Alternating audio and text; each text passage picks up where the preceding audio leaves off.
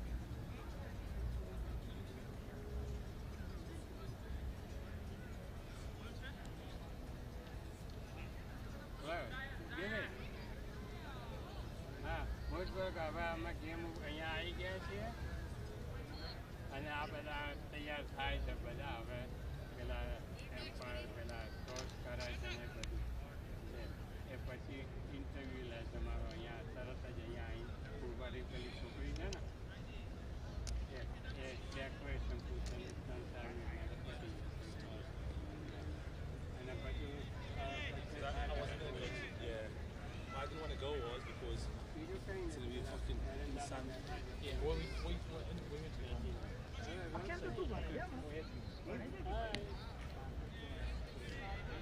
I'm for you eating lollipop. Your teeth going to be bad.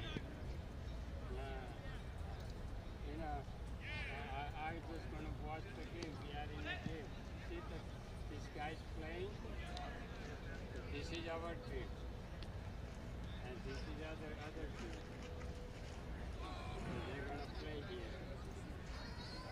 But nobody is still getting started. Oh, it's still 15-20 minutes. 20 minutes, they're going to start the game. So how was your class? You just came here? You just came here? Huh? Oh, you got 100? Well, what did you ask? What did they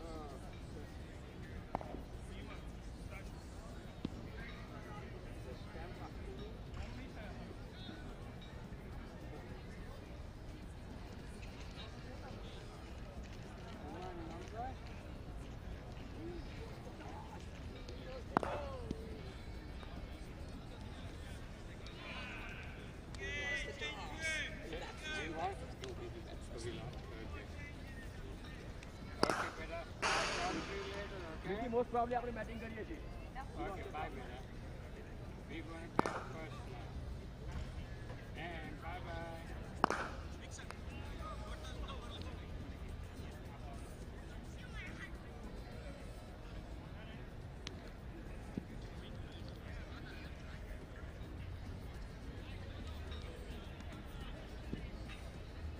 Nearly ready for you.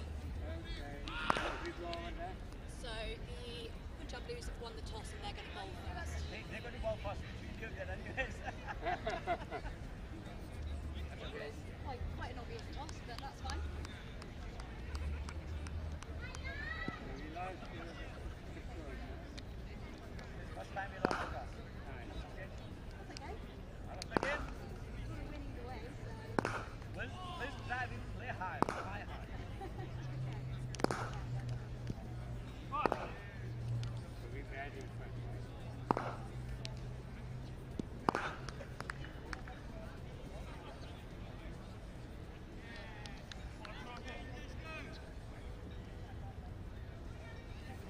For you, but they'll put us in position.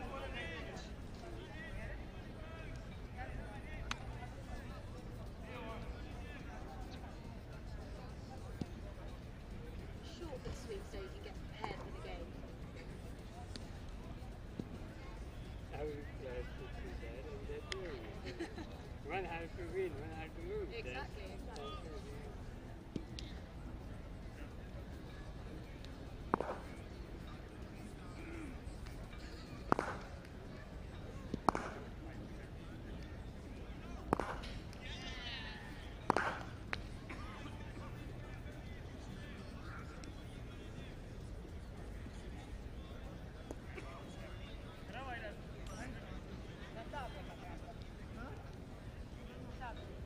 PT!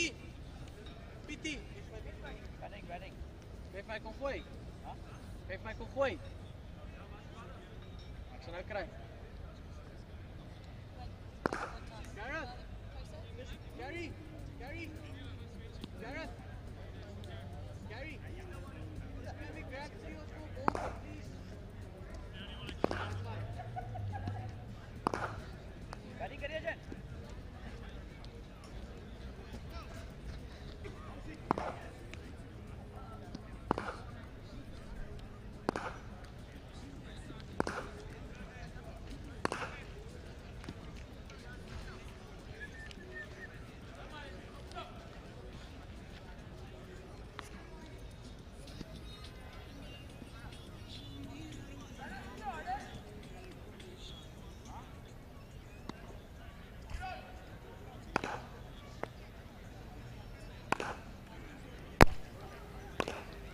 Testing. Good. Good.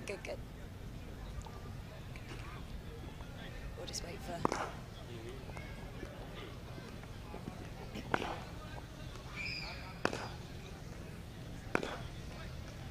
Hello, and I am here with 70, owner of the SAMP Army.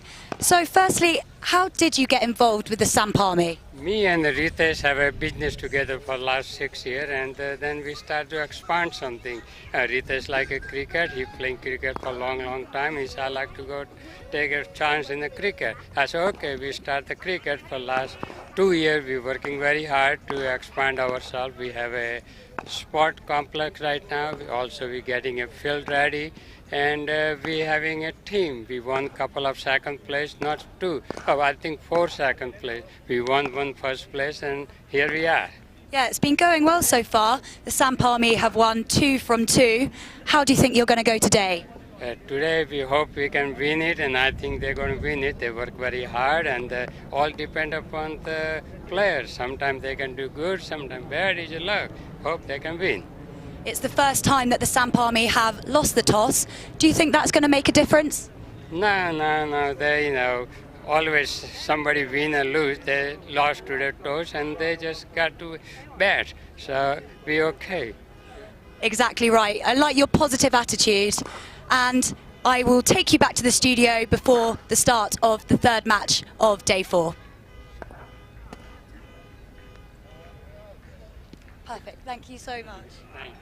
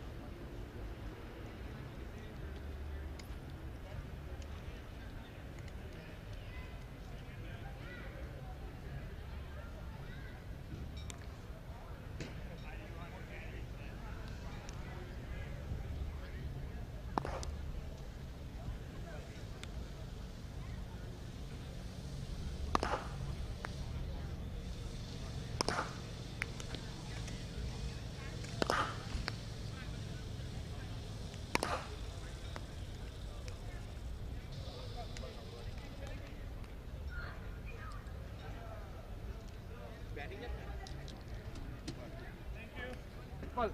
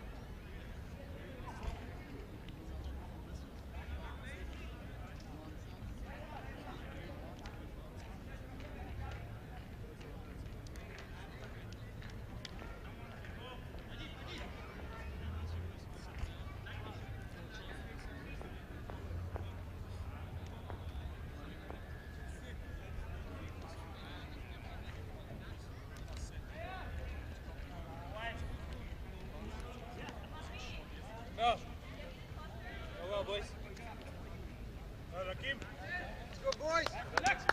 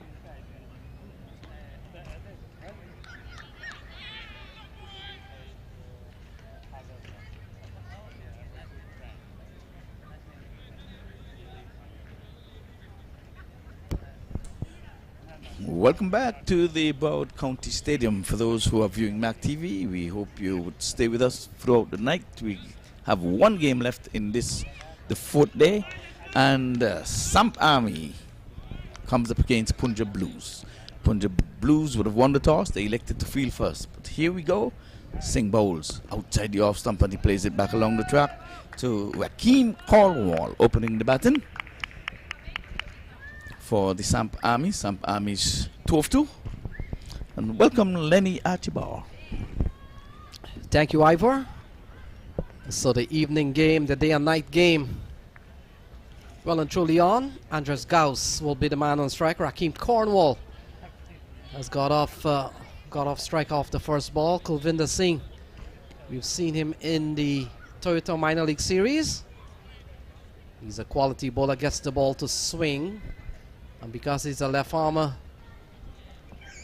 Ivor Henry tends to do a little bit more probably with a right-hander, bowling to right-handers, and Gauss on strike.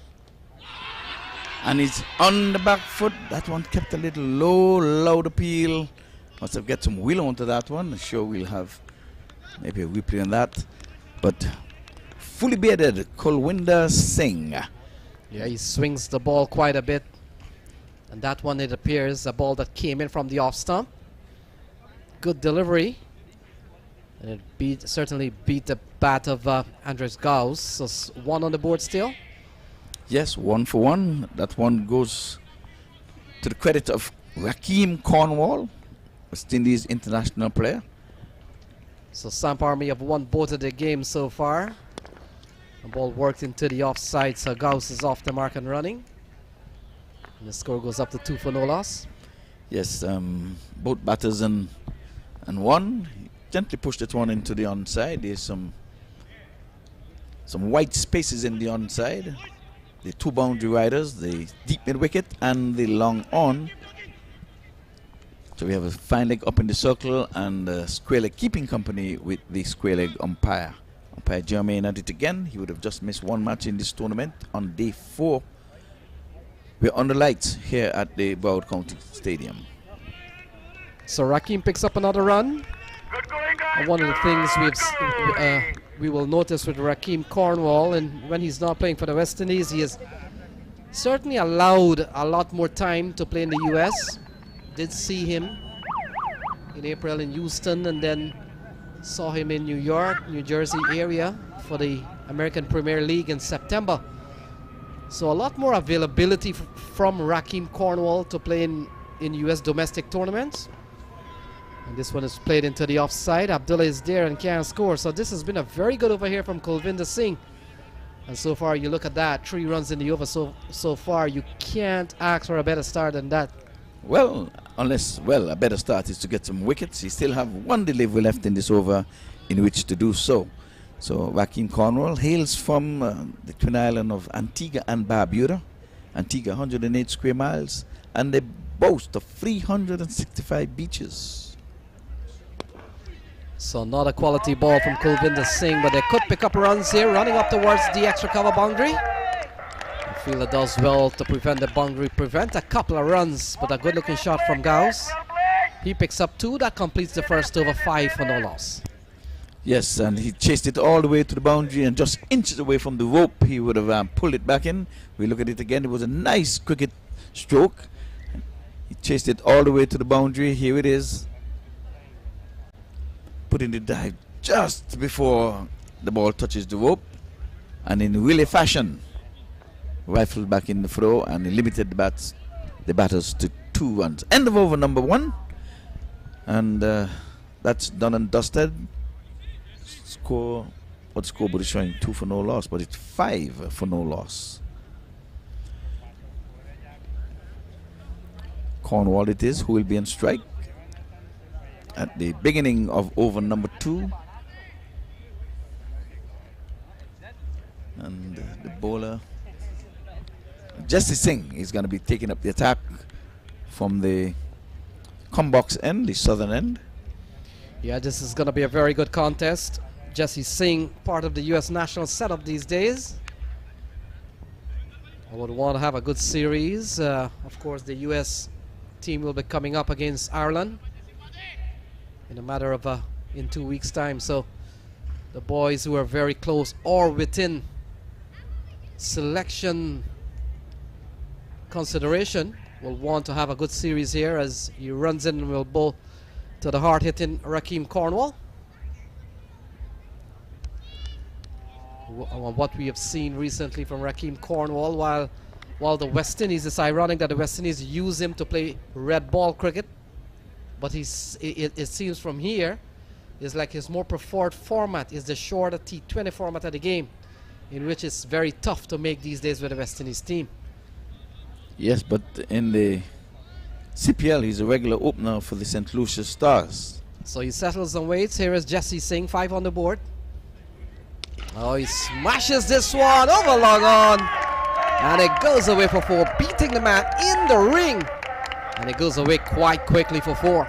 Yeah, just eluded him there, but Cornwall had it well placed, and he's not a tall man in the mid-on by any stretch of the imagination. Well placed. So the first boundary of the inning goes to Cornwall. Sam Army on the way. Yeah, he's a fine player, especially when you play with field restrictions. He's naturally aggressive, and a lovely shot to start here from Jesse Singh. Score is up to 9. So he bowls right arm over, and Cornwall is hoisting this one, flicking this one over the boundary ropes. 1 bounce 4. So a couple of 4s off the bat of Rakim Cornwall, and Jesse Singh has gone for 8 in just 2 balls. Let's take a look at that.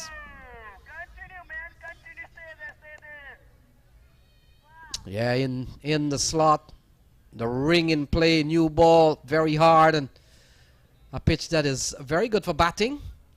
And that's a lovely shot from Rakeem Cornwall. So a couple of fours in the over. Yeah, just a flick of the witch. He's guilty of overpitching and into the legs of the big man Cornwall. So we are into twilight here in Broward County, just between day and night. As Rakeem Cornwall settles and waits. A better ball here from Jesse Singh. Yes, back of a length coming into the batsman. And Cornwall stands tall and push it into the offside. And decided not to take off for a quick single.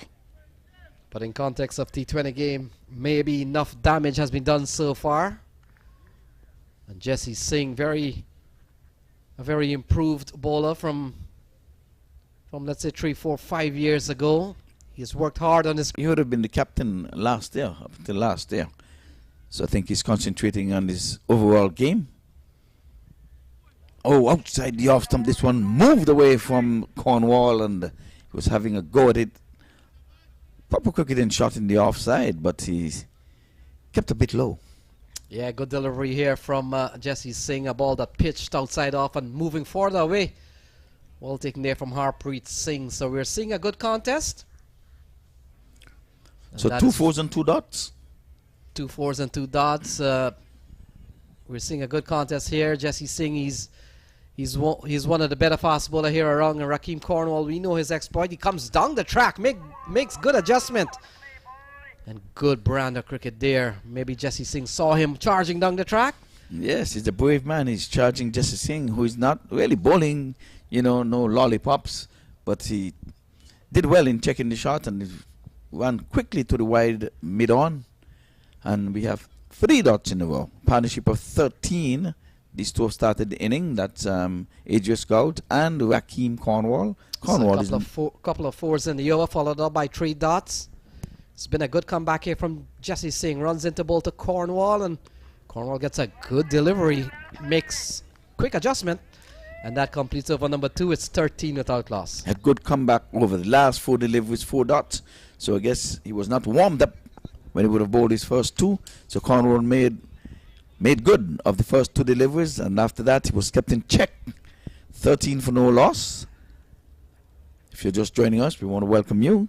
Punjab Blues would have won the toss and inserted the SAMP Army to bat, and want to say a pleasant good evening. It's evening time for us here in South Florida in the Eastern Caribbean. Well, they are 1 hour ahead of us, so we want to say good night to you folks over there in the Eastern Caribbean. We're on Jamaica time. Yes, Ivor, and for all those who are watching the broadcast, of course, like anything else, as the tournament progresses, we're coming down closer to what we call the playoff stage and certainly the knockout stage. So things are getting interesting here. Teams are still jostling for points as Kulvinder Singh returns. He's bowled a tidy first over, and he makes a very good start in the second one. And he's a quality bowler, Kulvinder Singh. Gets the ball to swing. He's a left-arm seamer, so that comes with a little bit of an angle to right-handers. Yes, so we've had 4 dots in a row. Well, 5, because Jesse Singh would have bowled 4, and now we've started this over with a dot. And considering 4 of those from Jesse Singh would have been to the big man Rakeem Cornwall. Oh, looking to make room. Doesn't time it well, but will pick up an easy single. Gauss, and now hands the strike over to Rakeem Cornwall. And Rakeem Cornwall, Ivor Henry, he is here to take advantage of certainly the power play, the first 6 overs, and try to beat the fielder that stays within the ring. Yes, because the playing conditions, no more than 2 fielders could be posted outside of the 30-yard circle, and those 2 fielders are posted in the mid-wicket, deep and deep long on. So Rakeem Cornwall settles and wait for Kulvinder Singh. Oh, he tries to go cheeky, doesn't go well, and it goes through to Harpreet Singh. So bit of minor triumph here for Kulvinder Singh. Continues to bowl well. Listen, he's bowled 9 balls. He's only conceded 6 runs, and he's bowling to one of the most aggressive batsmen around in this tournament, and certainly in the West Indies. Yes, that's Rakeem Cornwall. He was trying to get it past the fine leg that is up, who is up in the circle, and there's a backward square leg keeping company with the umpire. Once he would have get a touch on it past the fine leg, he'll have been in business for a boundary. But he missed and taken by the keeper. He's going after him again, and Cornwall is playing and missing. Ball passing between him and the stump down the leg side, but it would not be called a wide because he passed in front of the batsman. Yeah, Kulvinder Singh has to be bowling something here. He has certainly restrict both Rakeem Cornwall and Andres Gauss to pretty much dot ball and singles. You look at this over, he's only conceded 4 balls. This is very good bowling here from Kulvinder Singh. Yes, fully baited. Runs, bowls round the wicket, and Cornwall is flicking this one into the onside, but there's protection in the deep. Wide long on comes round and prevent them from even thinking about taking 2. So Kulvinder Singh would have come out from the champion team this year in the Toyota Minor League Series. Ivor Henry, Silicon Valley, the team that would have won the minor league this year. So he's been among some top event, and nothing bigger than that in terms of USA domestic cricket. Yes, indeed. Carl Winder, he seemed as if he either missed his run. Let's hope it's not an injury, because he seemed that at the end of that aborted run, he looked a little shaky in the legs. So again, can't get the ball off the square, and a very tidy over comes to an end off the bowling of Kulvinder Singh. Just a couple of runs in that over. 3 gone, 15 without loss. And by any means and by any stretch of the imagination, that's a very, very, very good over. So he has bowled some 2 overs for just 7 runs, and he has got things going. Jesse Singh gonna have to follow in his footsteps. He have given up 2 boundaries to the big man Cornwall. He's hoping to follow the last 4 deliveries of his first over, where he would have bowled 4 dots to Rakeem Cornwall. 15 for no loss, and maybe it's a good time to take a break here. Tea break.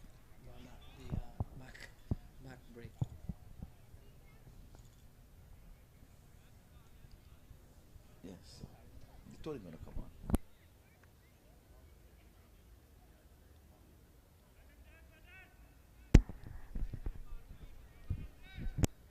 So 15 on the board. Jesse Singh, as expected, will continue. And Jesse first over went for 8. The first 2 balls went for 8, and after that he was quite respectable. Will come into bowl to Rakeem Cornwall, and so this is gonna be. Is this gonna be part 2 of an earlier battle, Ivor Henry? Well, we'll watch. We will wait, and we shall see.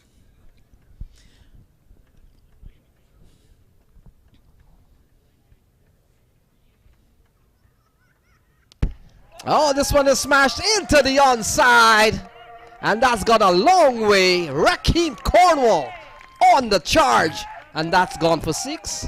Yes, he's taking a liking to Jesse Singh, especially in the first delivery of his over. He would have struck the first boundary, and here we go with the replay. Yeah, Ivor Henry, and you know with the tight stuff that Jesse Singh was bowling, something was gonna give. Rakeem Cornwall massively strikes one out of the playing area, and that's a big, massive strike from Rakeem Cornwall. 21 on the board. Yes, indeed. Let's see the comeback delivery, and he has Cornwall covering up. So good comeback. So at least for the first time, we're not seeing 2 boundaries from Jesse Singh's over. So SAMP Army has been quite busy this year in franchise tournament in the United States. Would have taken part in the LA Open. Would have also played in Houston Open. And would have also made the trip to the Atlanta Open. And now they come to the US Open. So they've played at least 4 franchise tournament for this one. So Jesse Singh bounds in. And Cornwall was trying to get out the way of that one. That one came back in from outside the off stump and hit the bat rather than the bat hitting the ball. But it doesn't matter. 4 runs to Cornwall and SAMP Army. And Cornwall would tell you that's one of my special. Yeah, ball might have come on to him a lot quicker than he expected. But in the end, sort of a half evasive action. But he said, that's one of my pet shots, man. That's what he's going to tell you. This is 2020 cricket. So I did that on purpose. So the ball has gone away for 4. Jesse Singh has started quite expensive here again. And you look at 25 on the board. And then when you realize Kulvinder Singh has bowled a couple of overs and he has only given up 7 runs, the rest has come from Jesse Singh. Yes, indeed. Well, let's see the comeback delivery. He bounds away from us now and bowls right arm over outside the off, some full toss, and he's hitting this one, passing the cover fielder. There's work here to be done. Would he catch up with it? Yes, but beyond the boundary rope. So 4 to the big man Cornwall. He's taking a liking to just to Singh. Yeah, sometimes not all brute force will work. Sometimes some elegance can also work. Ball timed through the offside. And a very fast outfield here at Broward County Stadium, and the ball races away for 4. So this over's gone for 14 so far. Good one here for SAMP Army. But Punjab Blues might be quite disappointed here with the way Jesse Singh has gone in this over. Yes, well, let's see again. He bounds away. Conrad's charging, but he's just going to get 1 because there's coverage in the long on area. The 2-man station outside of the 30-yard circle again would be the deep mid wicket and the long on. So the score is 30 on the board. Jesse Singh has given up 23. And the other 7 has come from Kulvinder Singh. Kulvinder Singh has been brilliant today so far. And for the first time, he's going to be facing Mr. Singh. Jasdeep Singh going to be bowling for the first time to Andres Gouch. Cornwall would have enjoyed him. And Ivor Henry is always, it's always a privilege to bat with aggressive batsmen, the likes of, let's say, Cornwall or Chris Gale or Evan Lewis. Because all you need to do from here on is to just tap the ball into open spaces and give the strike over to the big man. 4 overs gone, 31 without loss. Yes, good start here, and quite a contrast to the last over there. That would have been bowled from the top end. 31 for no loss. Again, we're on the lights here. This is going to be the last match of the day. We're going to day number 5 tomorrow. We had just a little sprinkle today, showers of blessing, but play was not aborted, but we had a few drops. It was always a 10% chance of rain. Yes, Ivor Henry, and I think that was one of the reasons that Cricket Council USA had moved the tournament, which traditionally has always been around the first week of December, and then they moved it to the second week. But now it's back to the first week, and so far the forecast promises to be well up until Monday. So we're in for a treat as Kulvinder Singh will continue. 31 on the board. Yes, well, both Singh opening the bowling, but one is better than the other. But this Kulvinder Singh, he's very miserly. 2 overs for 7 runs. He's coming in with his 3rd over on the trot. Ball him, lights out, and there it is. He's been bowling well, and the Gouch has not been getting a lot of the strike. He just faced some 9 deliveries for his 5. He was making room for himself, but that one was darted in at the stump, and you can see it on the screen here right after now. Look at it. I think this is a careless looking shot from Andre Gauss. You have Rakeem Cornwall playing explosively at the other end. All you needed to do is to just tap the ball around, get Rakeem Cornwall, let him do the heavy lifting. But I think it's a careless looking shot from Andres Gauss. So he's gone. It's 31 for 1. The tight and tidy work here from Kulvinder Singh has certainly paid off. He's bowled well, and perhaps the pressure of him bowling that well has produced a wicket. Yes, indeed. You have to learn to play your role. If your role is a supporting role at this time, just go ahead and just play the role, the supporting role to Cornwall. It's a team sport. You don't have to go like for like. If Cornwall is smashing it around and you're there, just keep company. Your time will come. But as if the ball was bowled at 90 miles an hour, so he was like backing away. But making room for what? So Garrett Delany comes to the middle. He's a top quality player. We made the point that he will have to remain here in Florida, right around this area, right around this ground, as he has been called up by the Ireland national team to stick around for US. And that series bowls off on December the 22nd. Ivor Henry, do you have your tickets? I think I might be able to get through the turnstile without a ticket.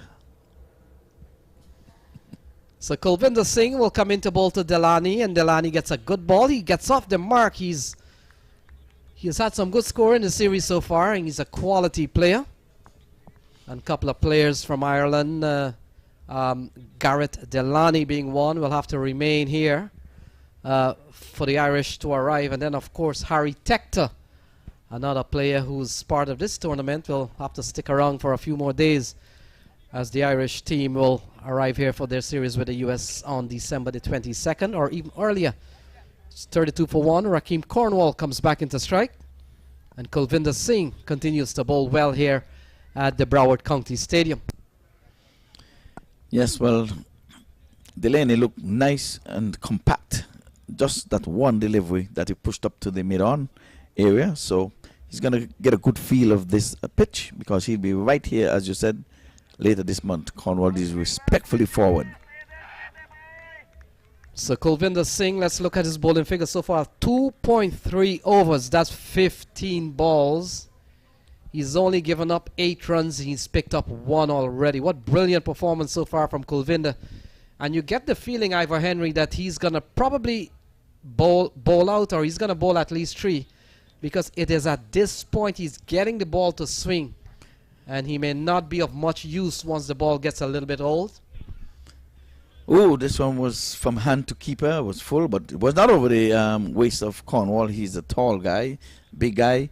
And like we said, in any condition, bowling with only 2 men outside of the 30-yard circle, and you can bowl that just for 8 runs from 2.4 overs.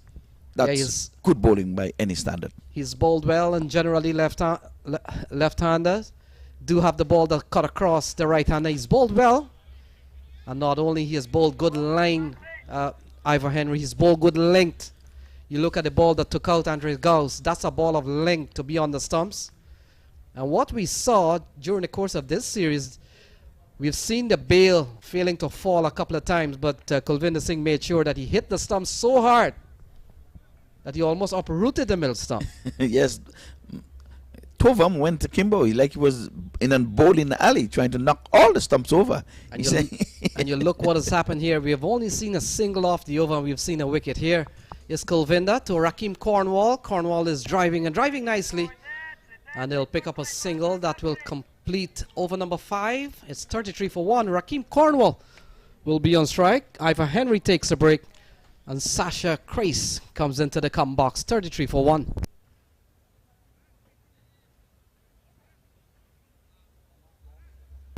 Welcome, Sasha. Hello. We've seen bowling in 2 different tails, 2 different halves. Jesse Singh has given up quite a few, but look at Kulvinder Singh bowling spell. Yeah, he's looking good at the moment, isn't he? 9 off just 3 overs, including a wicket. That's impressive stuff. And considering he's bowling to one of the big hitters in T20 cricket, Rakeem Cornwall, he's not an easy man to contain. But Kulvinder Singh has found a way to do that. Yeah, Cornwall standing at 6'6". He's definitely someone you don't want to bowl the wrong line and length to, because he will dispatch you. So bowling change as expected. We made the point out of the 2 Singh, Kulvinder has done exceptionally well. He's done better than Jesse Singh. Yeah, Cornwall 27 off 20 deliveries at the moment, and Irish Gareth Delaney 1 off 1 so far. Cornwall will take the strike in the 6th over, which will be bowled by Zia Khan.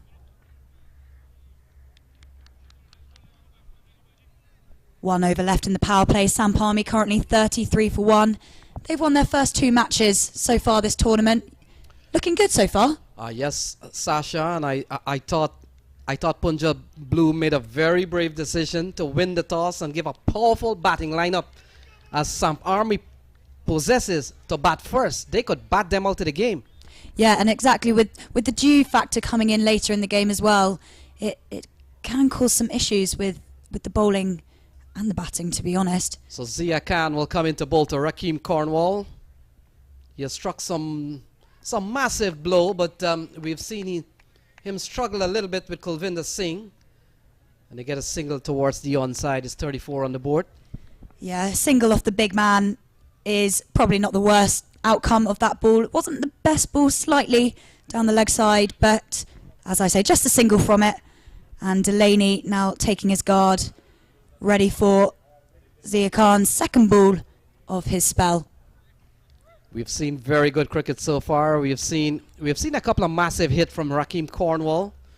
We've seen good swing bowling. We've seen a bit of pace from Jesse Singh. And Zia Khan to Garrett Delani. Delani can't score, and I made the point that Harry Tector and Delani will have to stick around for a few more days as the Ireland tour. Yeah, I'm sure they won't be too disheartened by that factor. I think it's quite cold back in Ireland at the moment, and the weather here, as you may have seen, is pretty lovely. And the fact is, Sasha, they'll be playing on the same ground, on the same square for the series that starts on December the 22nd. What better practice Delani and Harry Tector will be having? Yeah, it'll be good for them to pass on the information to the rest of their team as Khan runs up for his third delivery of his over, and looks like no run off that delivery either. So a good start from Khan. Yes, SAMP Army has done well in this series. They've won both of the games so far. And this one is going to be a cracker of a game. The Punjab Blues, they've come with a very good team. Some quality player. Jaskran Malhotra will be a key man here when they come out to bat. The man who created a bit of a record not too long ago, 6 sixes in an over. And we also saw in this series Saad bin Zafar creating a T20 record, bowling all 4 overs without conceding a run. Yeah, I so mean, they're all here. That's crazy, really, isn't it? As Zia Khan comes in for his 4th ball, and that is a lovely shot. That has gone very quickly to the boundary, and Delaney gets his first boundary of his innings. 5 or 4. What do you think about that? That's a lovely shot. In T20 cricket, there's always time. Look at that. There's always time for proper cricketing shot. That's like a test match shot. And it goes away for 4. That's the class of Garrett Delani. Classy, very elegant, 38 for 1. Yeah, and as you were saying, Ireland are about to head over, so Delaney getting his practice in here is going to be vital for that series, and as you can see, he's playing some lovely shots at the moment. So we're still into the power plays. A couple of balls will give the fielder a bit of chance to express himself in the outer part of the ground. This one is played into the onside, and they scamper through for a quick single. The bail come off. Batsman home, 39 on the board. Yeah, they were back pretty quickly, but wicketkeeper just wanted to make sure, just in case they were short, but no danger there for Cornwall, who was home safely. And Sasha, we were making the point that SAMP Army has had a busy year in 2021. This is their 4th franchise tournament. They played in LA, that's in Los Angeles. They played in Houston, Texas. They played in Atlanta, Georgia. And now they come for the prestigious US Open. They were here last year. Didn't do too well. But this year they've brought a big team. The likes of Rakeem Cornwall, the man on strike. And here comes Zia Khan for his last ball, and that's going to be a wide, and it looks like it's going to be 4 wides. It's not the ball that Zia Khan was hoping to get for his last one. Yeah, Harpreet Singh, he's a top quality keeper, but you can't catch that one. Ball sliding down the leg side. Wayward delivery and a lot of pace here for Zia Khan. And just giving up 5 wides to the opposition, 44 on the board. Yeah, SAMP Army lost the toss. It's the first time they've lost the toss in their 3 games. But when I spoke to the owners afterwards, they didn't seem fazed by that. They said someone's got to win or lose it, and it just doesn't matter about the toss. It matters about the game. And SAMP Army has brought such a big team. When you realize the likes of Dane Pete on the bench, it just goes to tell you how formidable this lineup is. So that will complete over number 6. And so the power plays are done and dusted. Rakeem Cornwall will be on strike when play resumes.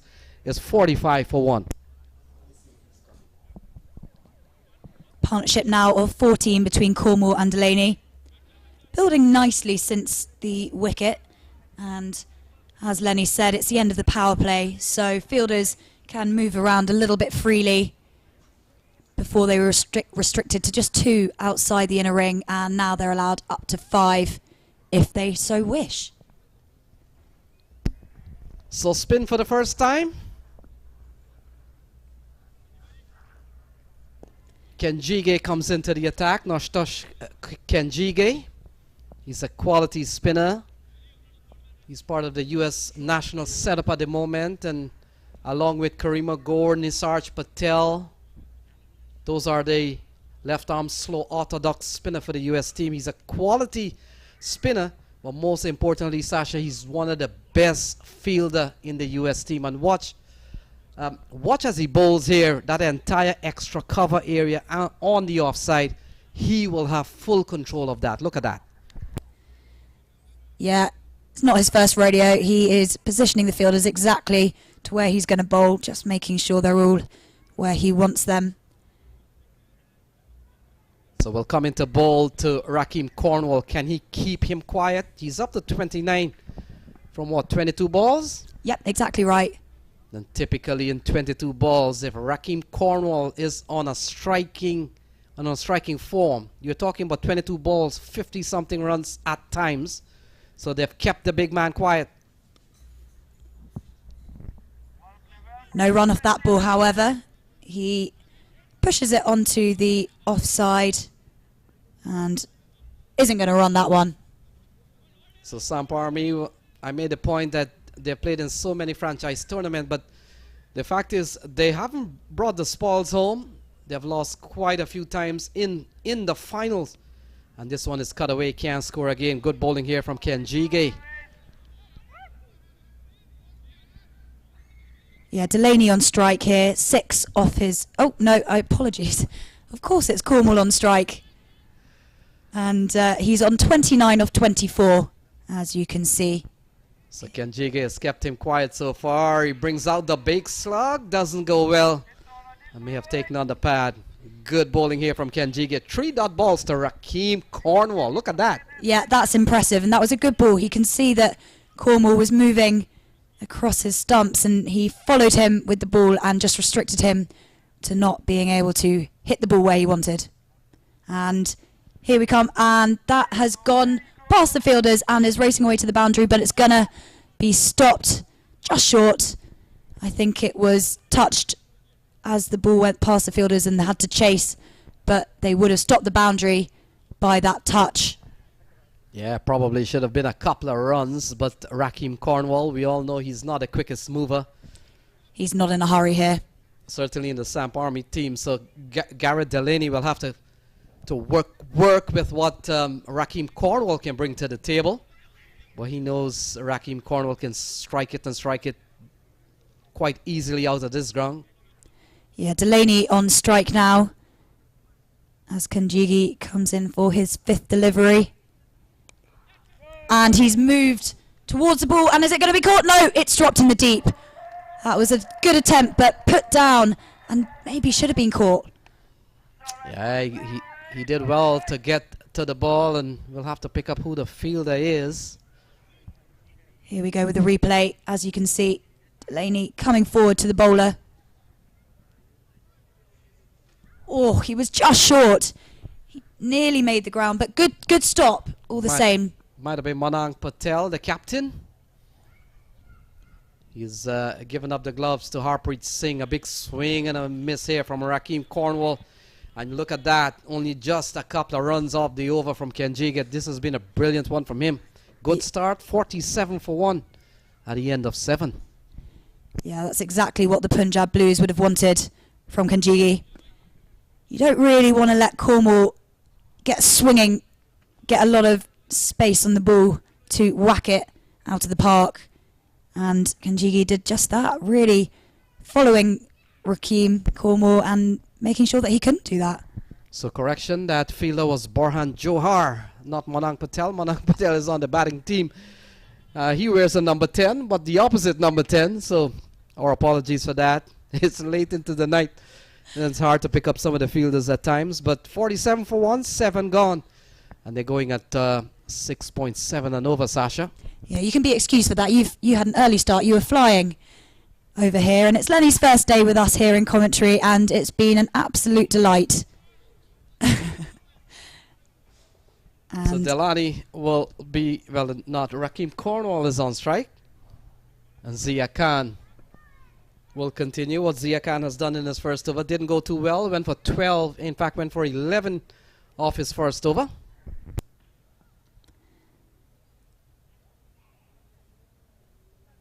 And here he comes in, Delaney, just pushing it onto the offside, and single run there. Simple single, and Cornwall is going to take the strike. One of the things with this tournament, Sasha, is that this tournament has attracted some top quality players over time. Yeah, there's some big names here this year in the 13th edition of the US Open, and names from all over the world as well. Yeah, still missing the likes of Chris Gale and Andre Russell. They were here last year, and I think the year before. The Bravo boys had made the trip. Sunil Narain is here though. So Rakeem Cornwall, when he's not playing for the West Indies these days, he seems to be playing his trade in the US. This one sliding down the leg side. Good take from the keeper Harpreet Singh. And the score remains at 49-1. So SAMP Army 49 for just the 1 wicket. Sorry, 48 for the 1 wicket. And Zia Khan bowling nicely in his second over so far. As you said, you don't want to let Cornwall have a big swing at the ball. And he's doing just that. And here comes Khan for his third delivery. And that is close. And that's given. Cornwall looked like he wanted to review that, but no reviews here. And so he's got to walk. And I think that was pretty out. Dead in front. And we'll take a look at that.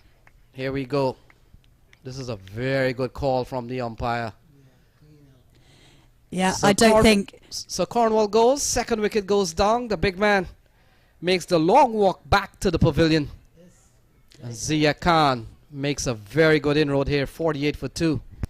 Yeah, he was applying pressure to Cornwall. He wasn't able to really get going with the ball, and that pressure has led to the wicket. So SAMP Army 48 for 2 off 7.3 overs, and that's probably a good time to take a Mad Hatter tea break.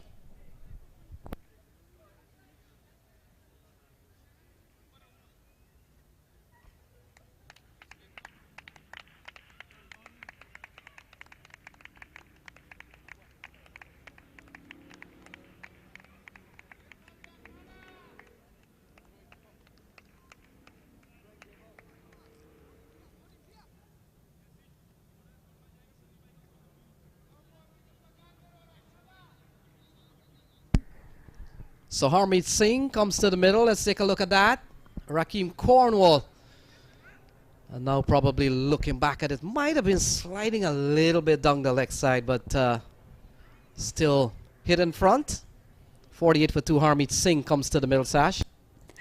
Yeah, Khan is going to be really pleased with that wicket. He was bowling really nicely, a couple of dots, and then the elusive wicket of the big man Cornwall.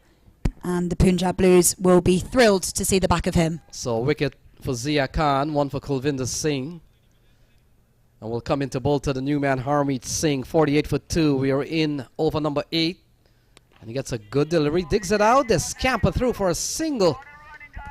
And the running has been good from several teams during the course of this tournament. What I haven't seen too much of or too many of are the direct throw runouts. I haven't seen too many of those. No, you're right. We've seen a few direct hits, but the batters have been back safely, and a couple of really impressive hits from the square leg. So just aiming at that one stump, and that always looks pretty cool when you hit that. And if there's one thing that the modern T20 cricket has really done to cricket in general, is really lift the fielding standard across the board, even in the longer version of the game. You look at Test cricket, a little bit of remnant of T20 still in play by just the fielding. Oh, that's a lovely drive through the offside. Garrett Delaney will only get one at this juncture of the game. There's always protection out in the deep, but he gets a single. He's driving the ball nicely, and look at that. The 50 comes up here for SAMP Army. Yeah, one more ball of Zia Khan, second over. Delaney on 8 off 9. Singh, who is now facing, is 1 from 1. And let's see what Zia Khan can do with his last ball. This has been a very good over for Zia Khan. Only 3 off this over. So he's been on the ball here. He will come into ball to Harmeet. And here he comes. And is that going to be given wide? It is. Yeah. slightly loose for his last ball, and he's going to have to do it again. And Sasha, that's one of the irony of shorter version cricket. The wide rule is really telling you that you've got to give the batsman a fair chance to score, but you've got to prevent him from scoring. So as soon as you go down the leg side, the umpire will be inclined to call you a wide. It's an unfair delivery to the batsman. Exactly, and here he comes again for that repeated last ball, and that's a lovely push onto the offside, but there is a fielder out there, and just a single from it. So got away with not giving away too many runs off that wide, and Khan finishes his second over with 1 for 15, and SAMP Army move on to 52 for 2 wickets. So SAMP Army has really put together a big team here in this tournament. They've got all the gear as well just in front of us. They've got loads of flags, and actually one of the owners has a megaphone. I don't know if you've managed to hear him, but anything that happens, he's on the megaphone giving support to his team, and it is great to hear. You'll see him right out there, and if you listen closely, he's got the orange SAMP Army branded megaphone and really getting behind the team. Yeah, quite a busy year for SAMP Army, and it looks like this will carry over to 2022 as to be another big year. So one of the batsmen may have taken a quick bathroom break, and we'll probably take a little pause here while cricket returns, and the Mad Hatter tea break is essentially on.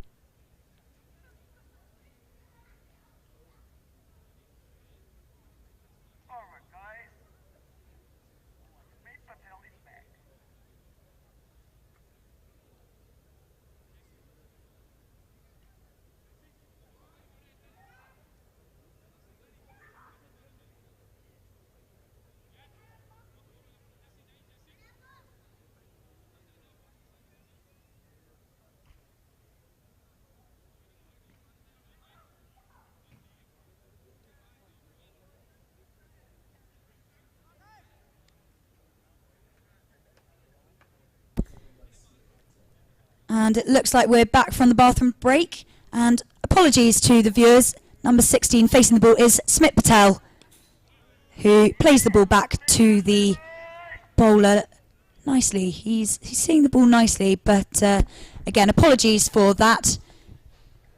Smit Patel looking nice there at the crease so far. Yes, Sasha, and what essentially causes those bit of confusion at times. A couple of things. The jersey number. Sometimes you have multiple numbers. Smit Patel is wearing a number that also may have been worn by another player, so it does cause a little bit of discrepancies here and there. But we're all straightened out, and that's Smit Patel. We'll give him all his duty, and so far he's been relatively quiet for just 3 runs on the board. Delaney facing the 4th ball of the over, and he has swiped that down to the wide mid-on boundary, and I think it was just a single off it. So this over again has gone pretty well here from Ken Jigge. Look at that ball, tugged from the offside, barely eluding the man at wide mid-on.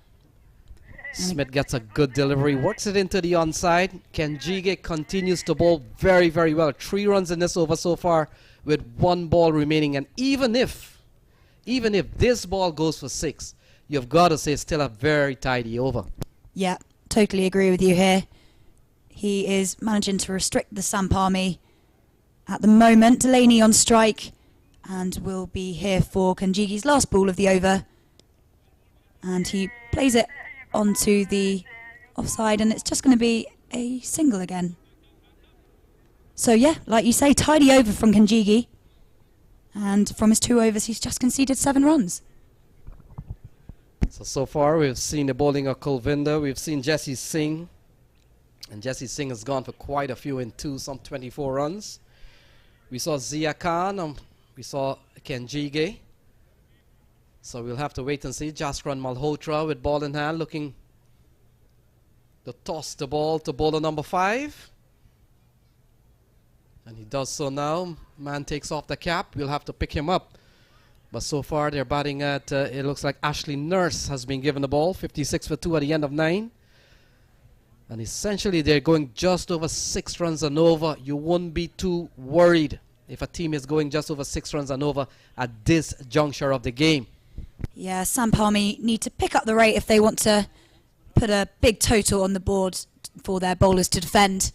Currently 56 for 2 going into the 10th over. And as you say, Ashley Nurse taking the ball into the attack. Let's see what he can do here. So Ashley Nurse, a bowler with, a cricketer with certainly international experience, having played for the West Indies at the highest level. And he's another player that has been plying his trade recently quite a bit in the US. Saw him at the Houston Open, saw him in Atlanta, and now he's here in Florida. Here he comes for his second delivery. And Delaney, just a little nudge, and it's going to be 2 if they're going to push. No, they've decided to play safe and just take the single. So Smit Patel moves back to strike. There's still a lot of batting to come here from SAMP Army. Monang Patel, the captain, still waiting in the shade. Christopher Barnwell, who has very good T20 series. Corey Anderson, part of the lineup, and what we have seen so far, Corey Anderson has been relatively quiet in this series. He has been, yeah. And that was a lovely ball from Nurse, just missing the edge of Smit Patel's bat as he comes in again for ball number 4. And that's a reverse sweep, but he swept it straight into the keeper there. So Yeah, nothing from it. good bowling here from Ashley Nurse. He's only gone for 1 in the over. We've seen some tidy stuff between Ken Jige and now Nurse. Pressure is piling as ball number 5 comes in. And again, just pushed onto the offside, but it's going to be just a single again. So tidy here from the Punjab Blues. They're looking pretty good at the moment. They're doing very well, considering on paper SAMP Army is such a better team on paper, but we all know that the game is played out in the middle, like right now. Exactly. And last ball of Ashley Nurse is over, and Delaney just moves away from his stumps and again pushes it onto the offside, and that's going to be a dot ball. So great over from Nurse, just the 2 from it. So a couple of runs off that over, 10 gone, 58 for 2. No problems here for Punjab Blues if you can restrict a powerful batting lineup as the SAMP Army sporting here tonight, and you're restricting them to 58 in 10 overs. You're bowling very good. Yeah, exactly right. Under 6 and over, and the Punjab Blues are going to look good for...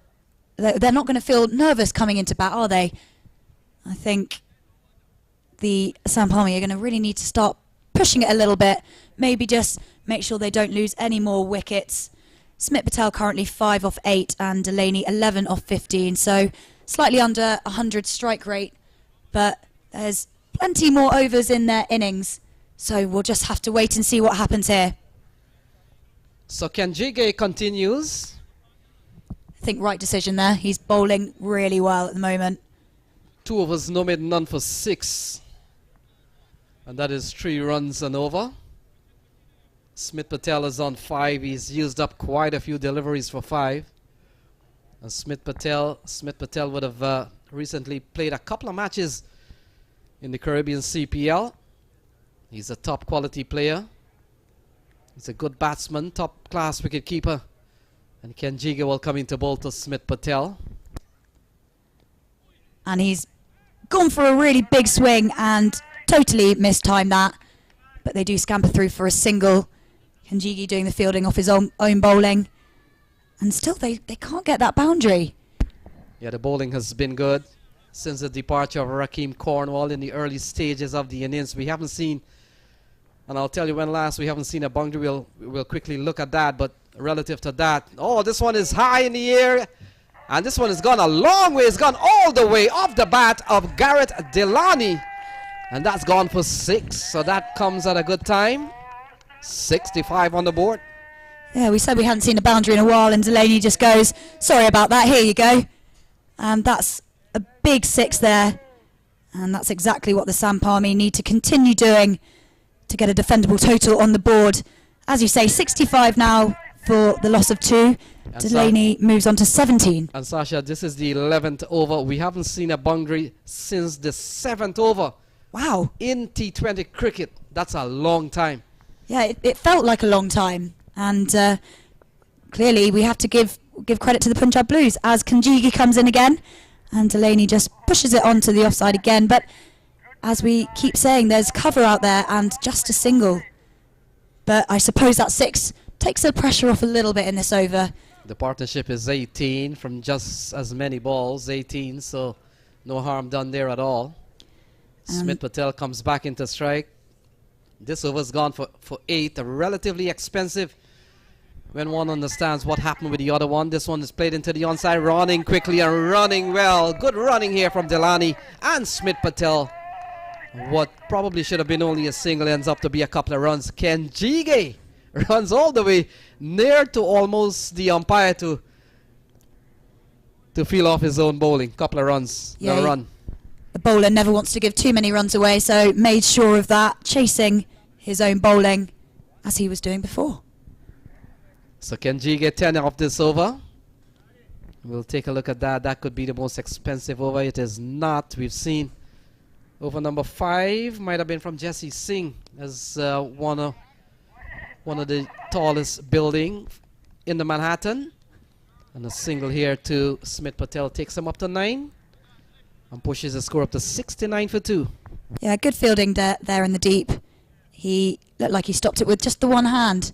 And if it slipped through, that would have gone for 4. But again, just a single. And they're being really tight in the field here.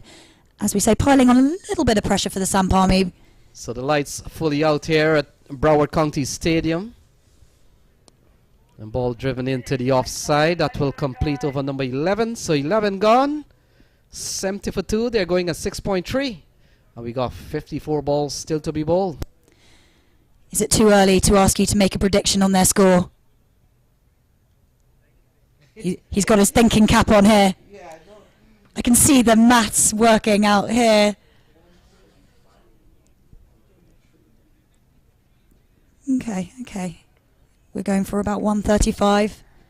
Yeah, well, 135 with 54 balls remaining. They're batting at 140, but I guess it depends if these two can stay in. Yeah, and what we've seen, Sash, is that 155 is not probably going to hold up here. We've seen a little bit 160, 170 is a good score that you can bowl for. But we'll have to wait and see as Ashley Nurse comes back into the attack. Brilliant first over. And he comes in here to bowl to Garrett Delaney. Here he comes, Ashley Nurse. And Delaney just pushes it down and just gets the single. He was looking to slog that probably over to Cal corner, but didn't get really any of his bat on that. And just the single again, just another single.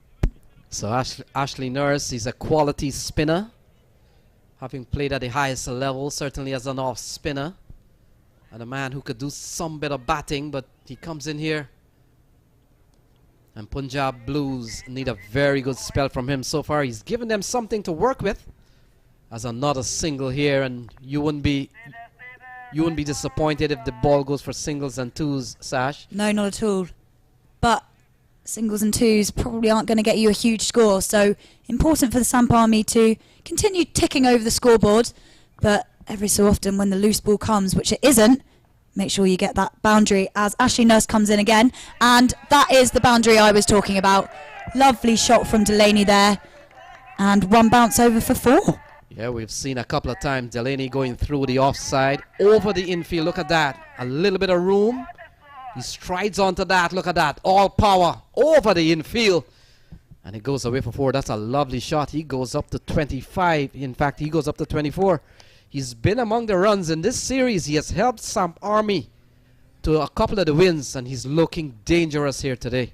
Yeah, he is. Punjab Blues probably wanting to make sure that he doesn't get too far ahead.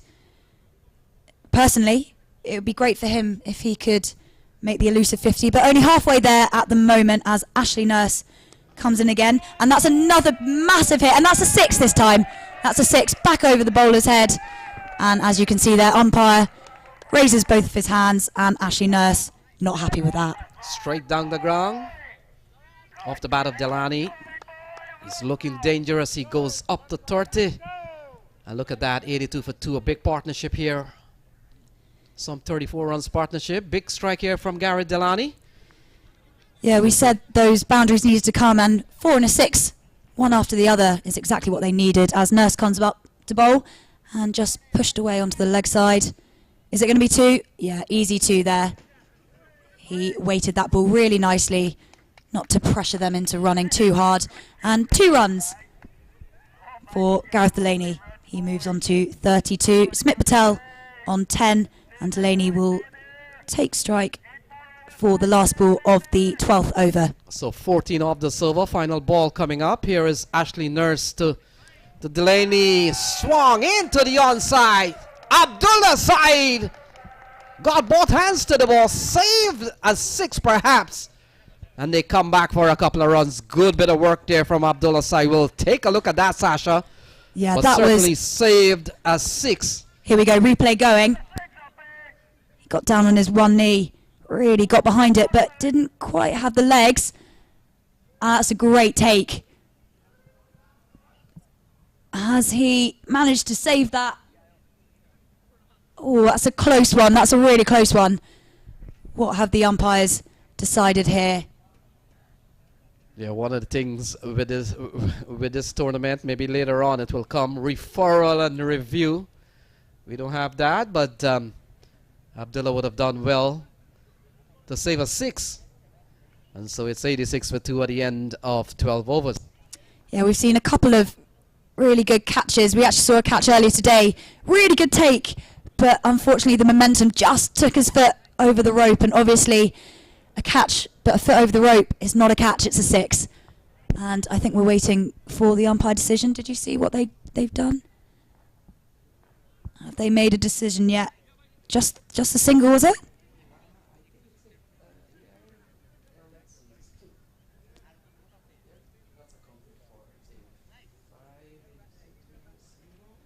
I think a single was given off that last ball. So end of the 12th over, SAMP Army 85 for 2. And really good fielding by the Punjab Blues there, saving 5 runs. And Kanjigi back into the attack, and that has gone high up in the air. Will it be taken? No, that was just too far out of reach of the fielder there. And Delaney lives to see another ball. Well, he's on the charge here.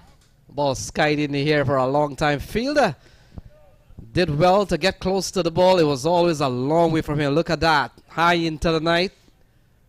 He came around, did well to get to the ball. It appears to be, let's see.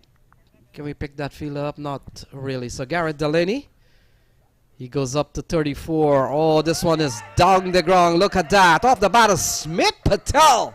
Straight as an arrow, and is gone for a maximum. Yeah, Smith Patel joining the party here. He's decided he doesn't want Delaney to have all the fun, and he joins in the fun with a 6 straight down the ground. Yeah, as you say, straight as an arrow there, and the fielder's going to have to climb over the edge to go and find it. Yeah, that's one of the safest places to play shots. There's always long off and long on, and in between where the sight screen is, there's always the huge gap. Exactly so that's right. A lovely shot, came down, got to the pitch of the ball, and the rest was all timing. Good looking shot from Smith Patel. The partnership has gone up to 44. Look at that. It's 92, approaching 100 here, and we're into the 13th over, being bowled here by Kanjigi. So he's been roughed up in the couple of balls that he bowled, but relative to that, he has bowled extremely well. In fact, coming into this, his 4th over, he has bowled 3 overs, no maiden, none for 19, none for 18. So that has been very good bowling so far. And he comes in for ball number 3 of his final over. And a swing and a miss. That was good bowling from Kanjigi, following the big 6 just hit off him by Smith Patel. Good comeback there. So still batting to come. Christopher Barnwell, Monang Patel, Corey Anderson, still waiting in the shade. Nisarj Patel, Harmeet Singh. Oh, that's a lovely shot, but well fielded. Well fielded, and safely home, but that was really good fielding. Put pressure under the batsman to make sure they got home in good time. And let's watch that again, because that was really quick fielding. That was coming quickly. Yeah, we were making the point not too long ago. We haven't seen too many direct run out. And that one was a very close one. Well run in the end. That was a wide ball and has just been swatted down onto the offside. Is it going to make the boundary rope? It's going to be close. Oh, that's close, but I think he stopped it. And the batters come back for 2. Couple of good shots here from Garrett Delaney, or is it Smith Patel? In fact, it might have been Smith Patel. Was it 3 runs? Just the 2. Just 2. So Delaney, couple of good shots, Yeah, piercing the offside field. And so far, this over's gone for 10, 95 for 2. yeah, good fielding out there in the deep that you can see on the replay. And last ball of Kanjigi's 4 overs. Reverse sweep attempted by Smith Patel, but to no avail. And a dot to finish Kanjigi's 4 overs. He goes for none for 30 runs. I'd say that was pretty impressive.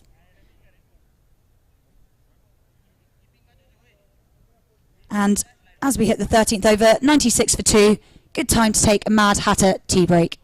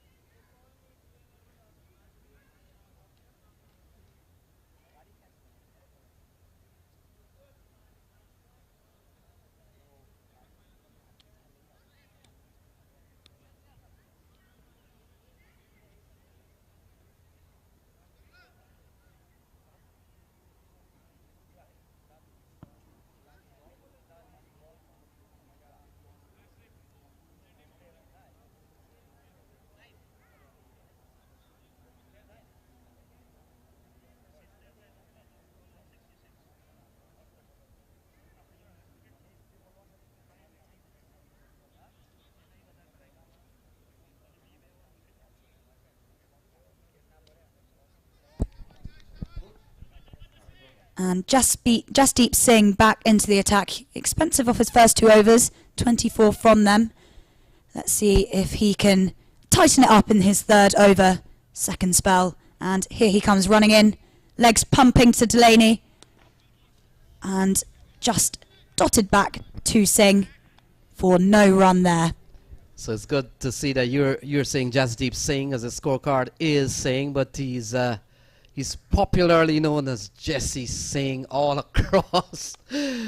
But Jasdeep Singh is probably the correct name. I remember Rusty Tehran. He goes by the name of Rusty Tehran. Of course, Rusty being like a sort of like a nick first name for him, but his name is really Juan Tehran.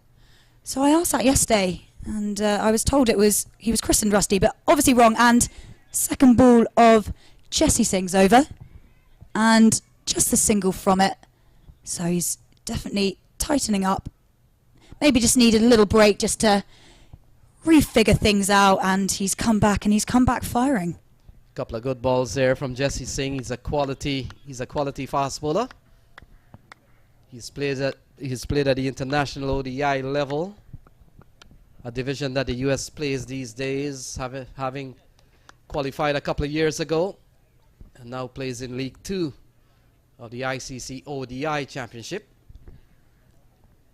Ball turned into the onside here from Smith Patel, and so the partnership has gone up to 50.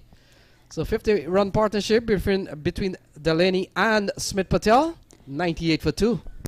SAMP Army were really pleased with that, having lost 2 wickets. They really needed a couple of anchors just to hold their innings together. And Delaney 38 off 27 and Patel 18 off 17.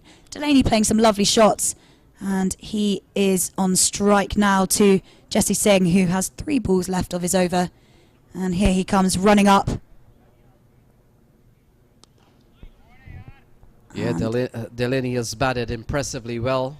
And the fact is, Delaney has played some lovely off drives. 2 of them, they were treat to watch. And you wouldn't think we were watching T20 cricket. They were a lovely drive on the offside, pleasing to the eye. He's a quality player. No wonder he plays for the Irish national team. Yeah, He could give Rory Burns a lesson or two in what to do there, but we won't go into that. And Jesse Singh in for his 5th delivery to Gareth Delaney, that was a wide ball, and he's absolutely nailed that shot. He's got that away for 4. And Delaney moves on to 42. Bad line here from Jesse Singh. Literally straying outside the off stump. Look at that. All the room in the world. Too short, too roomy. And Delaney, with the form that he has been in this series, he's not going to let that pass. Look at that. 102 on the board. And I'm pretty sure that Rakesh is doing his little noise thing out in the field there, Sash. It's 102 on the board.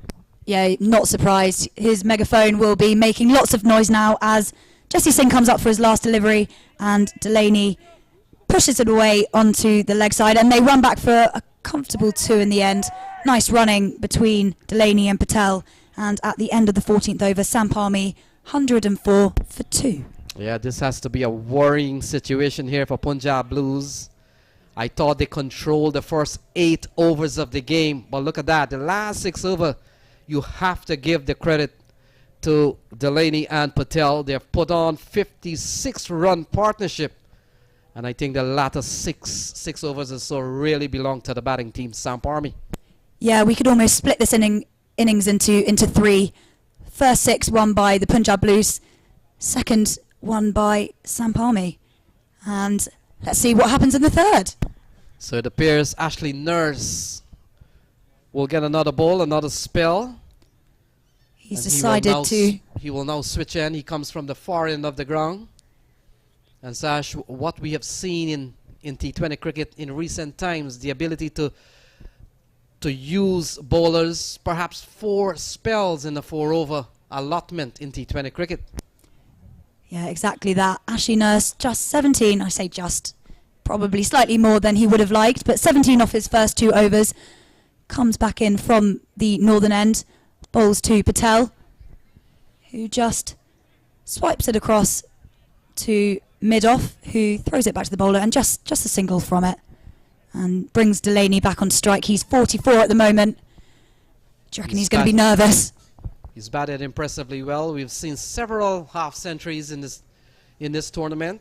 We saw Gajanan Singh striking 79 earlier on today. And during the course of the week, I wasn't here, but Nitish Kumar would have scored 83, 17 shy of the first century of the tournament. So far, the benchmark has been set, 83 being the highest individual score so far. We saw Gajanan Singh getting 79 not out when run ran out. This one lofted into the offside. Fielder comes in. Has he taken the catch? If he has, that's a brilliant catch from Saeed Abdullah. In fact, he has taken the catch. Smith Patel will have to go. It's 106 for 3, Sasha. Yeah, that was a lovely take. Let's watch it again. Smith Patel trying to get it over his head, but just didn't get hold of that ball. And that's a lovely catch. It's a diving catch from Abdullah Saeed. He picked it up shoestring style. And that's the end of Smith Patel. The big partnership comes to an end. 58-run partnership. It's 106 for 3. Look at that. Look at the catch here from Abdullah Saeed. There we go. So another wicket falls here for Samp Army. And the wicket of Smith Patel. I think it would be a good time just to take a quick Mad Hatter tea break. We will see you shortly.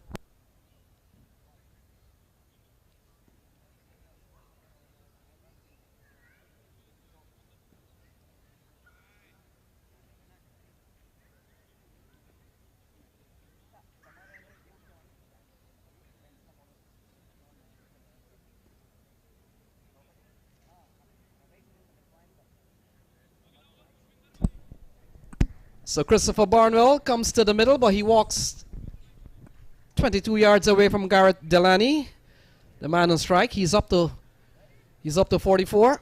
A big strike here can push him up to 50, but that's a long way off. Let's see. Here comes Nurse.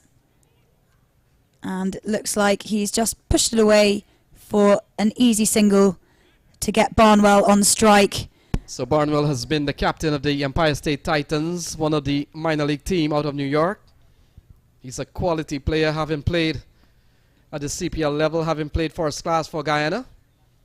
And in the early days of the IPL would have probably made a trip up to India in one of the series.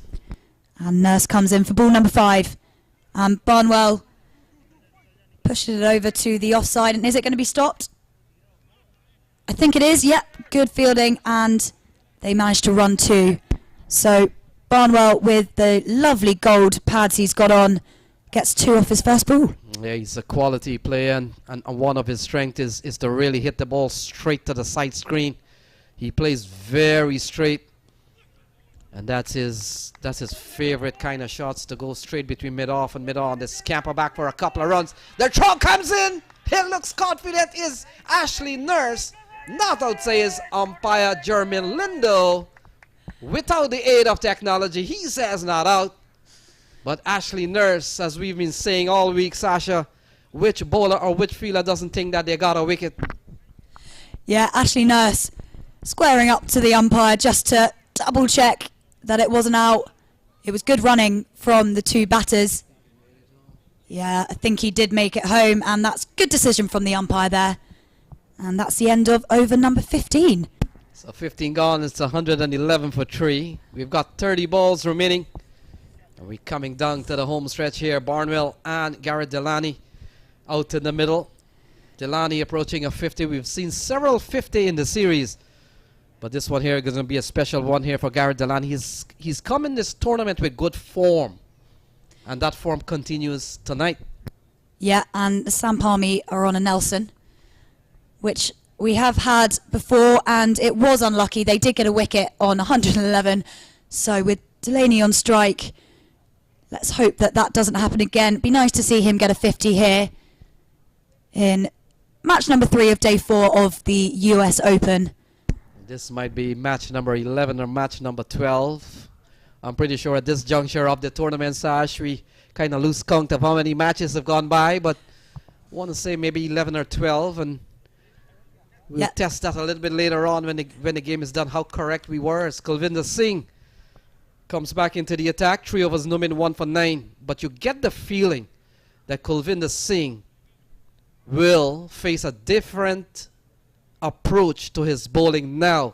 We're coming down to just 30 balls remaining. Yeah, I think they would have liked to have kept him until the end, but with Delaney going strong and Singh bowling really nicely, they brought him on to see if he can get the wicket of Delaney, and here he goes. And Delaney gets bat in the way of his stumps and just pushes the ball back to Kulvinder Singh. So still batting to come, and I know we keep saying how much batting there is to come, but that just goes to show the strength of SAMP Army. Still Corey Anderson, Nisarj Patel, Harmeet Singh. And Kulvinder Singh comes in for ball number 3 of his last over, and Delaney just pushes it away onto the offside, and they're going to settle for the single. So Barnwell comes into strike. He's a top quality batsman, Barnwell. Along with Trevon Griffith, would have scored a lot of runs in the Toyota Minor League Series. We're on top of the table, pretty much. And he comes in here always very dangerous towards the end. This is a role that he's been playing for the last 2 or 3 years. Comes in at number 5, comes in at number 6 with 30 balls remaining. They need a big knock. Barnwell rises to the occasion. There we go. He's driving. No elevation. Will only get a single. As Kenjige is posted in a high trafficking area. And this is good tactical play here from the fielding team, knowing that these long areas here, heavy trafficking area, they've put their best fielder here.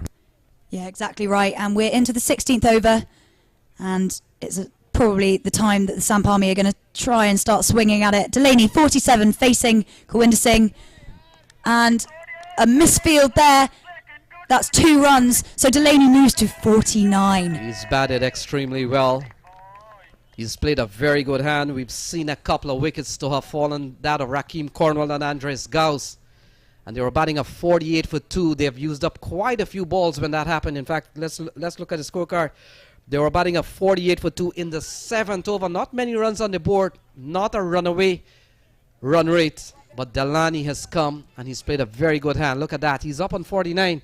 This is going to be a quality 50 if he gets it, Sasha.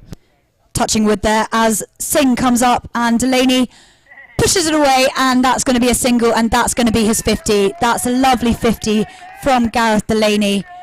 And applause comes from the SAMP Army team down on the boundary ropes. Yeah, they're standing on their feet to appreciate a very good cause. A fighting 50, but still not done. Still 116 for 3.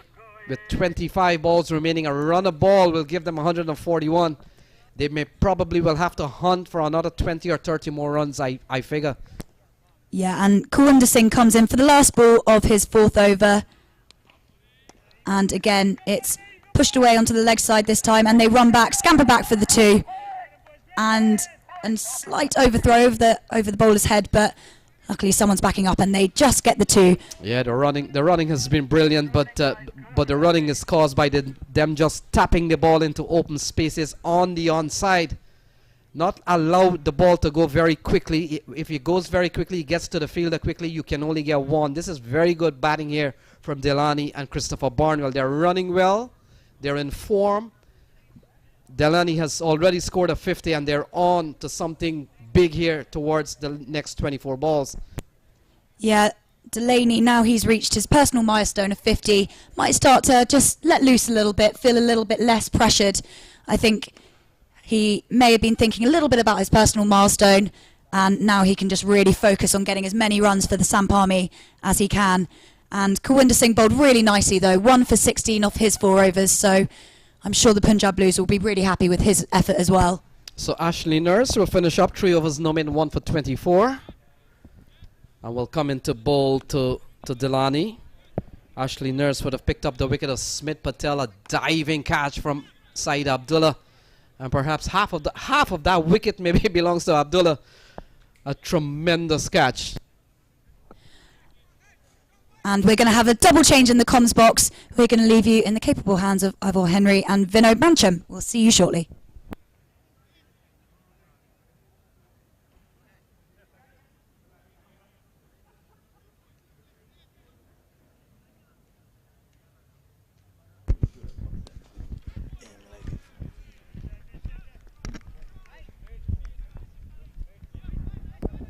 Thanks a lot, guys. And the SAMP Army are 119 for the loss of 3. And I've brought along with me my predictor. My seer man, as they say down in the West Indies. Prediction, Ivor? With Christopher Barnwell just getting in the wicket. He's on 7 from 5. Aset Delani batting beautifully on 51 from 37. Prediction, let's see, they're going to get up to 1. Well, that's a magnificent shot. Sorry, Ivor, that's a magnificent shot there by Christopher Barnwell. We all know that he can hit them long. He has taken a few deliveries to settle himself, and what a hit. The other one goes out of the playing area and up the hill. So I'm saying 160, 165 is on the cards. Yeah, I think probably I'll take some getting 35. It means that I'll have to get 35 in 3.5, which is very possible. Oh. That's a good prediction. Tonight I would not give you trouble. That's a good prediction. Okay. Here's Ashley Nurse, and this is pulled away. One more. So Barnwell is a man who can hit it. Delaney is well set. Nurse has 2 deliveries to go. I think it's all set up to get at least over 150. Oh, by all means, of course. Another 24 runs from 2 overs, 12 and over. Yeah, I expect they're going to get a little bit more than that. They have to go for glowy. The last 3 overs is happy hour. Oh, that's a wayward delivery there from Nurse. And he's smiling. As if to say, well, Delani, you didn't take the bait. I expected you to go after that one.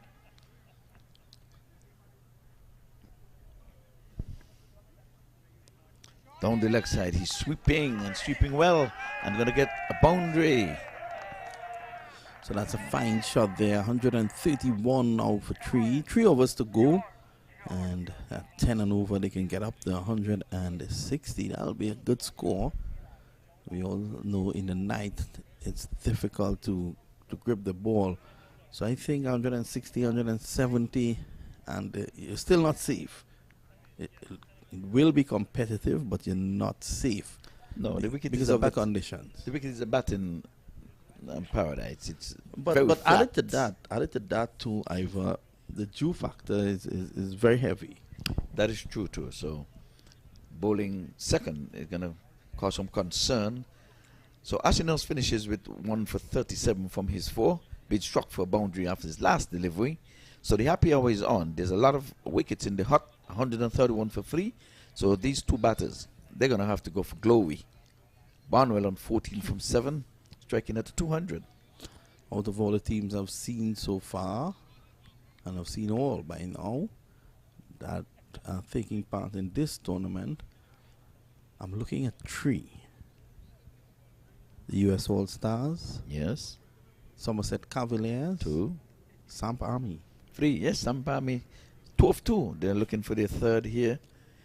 This evening, we're on the lights. Oh, this is clipped away. Down behind square. That's 6 runs. Christopher Barnwell is a strong man. We know that. That was a good-looking shot off the toes, and it just got the elevation. Yeah, that was a good shot. All he had to do was play through the line there. They had the pace to work with. It was just to get inside the line there, Ivor. Yes. Flick it away. Yeah. Zekan is under the gun. Once he would have scored from the first delivery, a maximum especially, he's under pressure. And he's going again. Yep. It's a good direction, but didn't really get hold of it. It was just down to the cow corner region. He gets 2. But he's on strike. He keeps the strike. He wanted to elevate it for a double 6, but at least he got 2. He's on strike. I think he's in the mood. He's feeling it. Yeah, and Khan would need to bowl some slow deliveries here. Don't give him the pace to work with. This time he hoiks this down the ground. He's also bowling length deliveries, and that's the danger. Yes, another double for him, and like I say, he's enjoying this. He's bowling into the legs. That's Khan, and Barnwell not really getting a hold of the last 2 deliveries, but he's keeping the strike. He has sucked up the 3 deliveries, and he has scored somewhat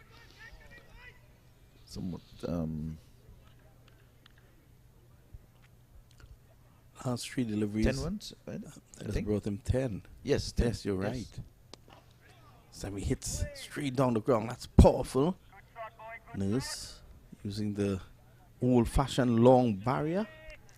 Yes, got on one knee, and at least he prevented the ball from going beyond him. So a single, and this brings Delaney, who has been there for quite some time. He is on 55. He's got to wheel the willow. They're going to get more than the 160, 65. Once these two stay together, a partnership has rushed up to 36 already.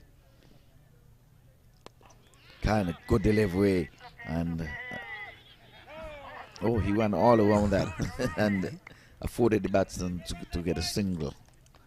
I was going to say a weird dot at this time, but 12 from the over so far with 1 legal delivery left.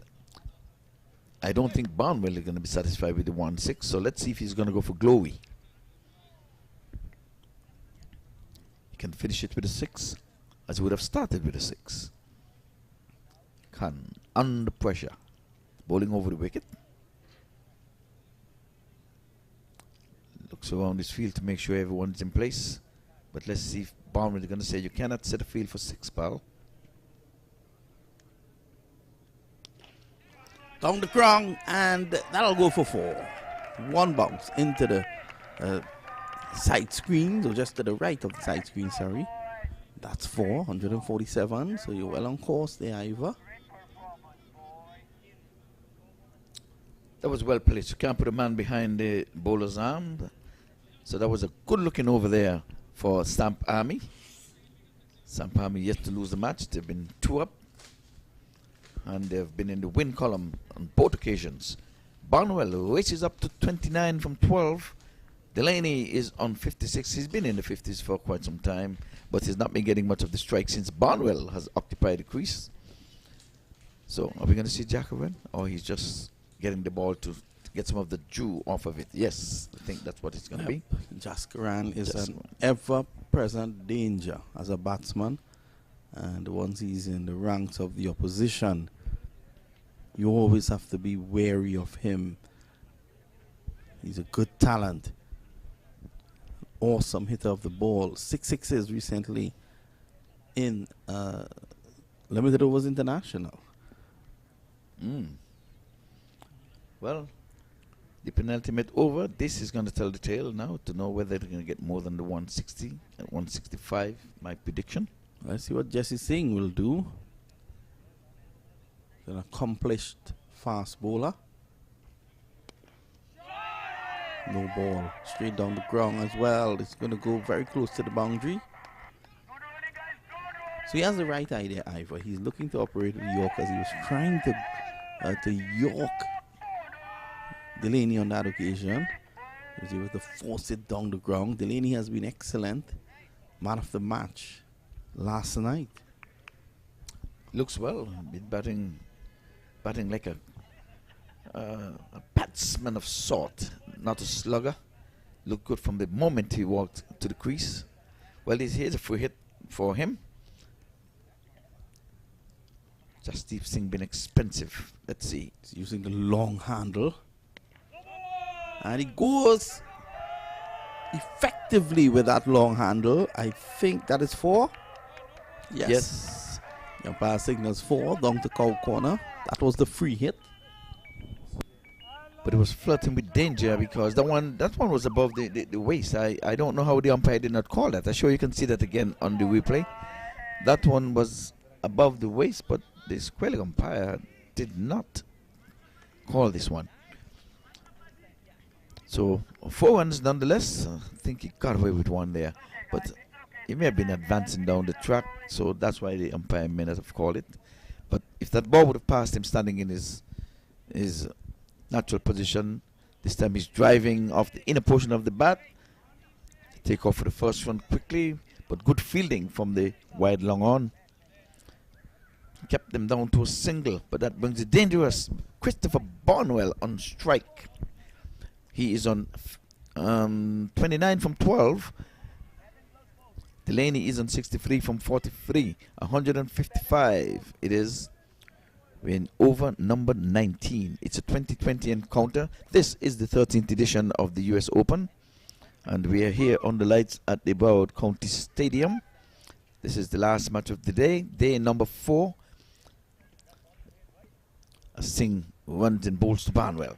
Outside the off stump, he's going inside out and taken at cover, coming off the bottom end of the bat. So some redemption there for Jasdeep Singh. He gets into the wicket column. It's been somewhat expensive. Gone for some 40 and still has 3 deliveries left in his spell.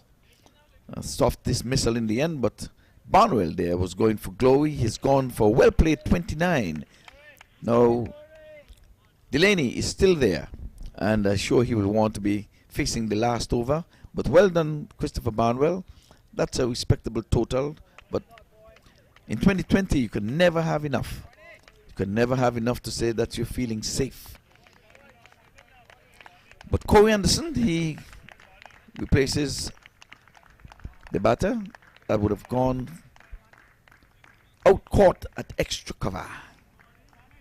Like just.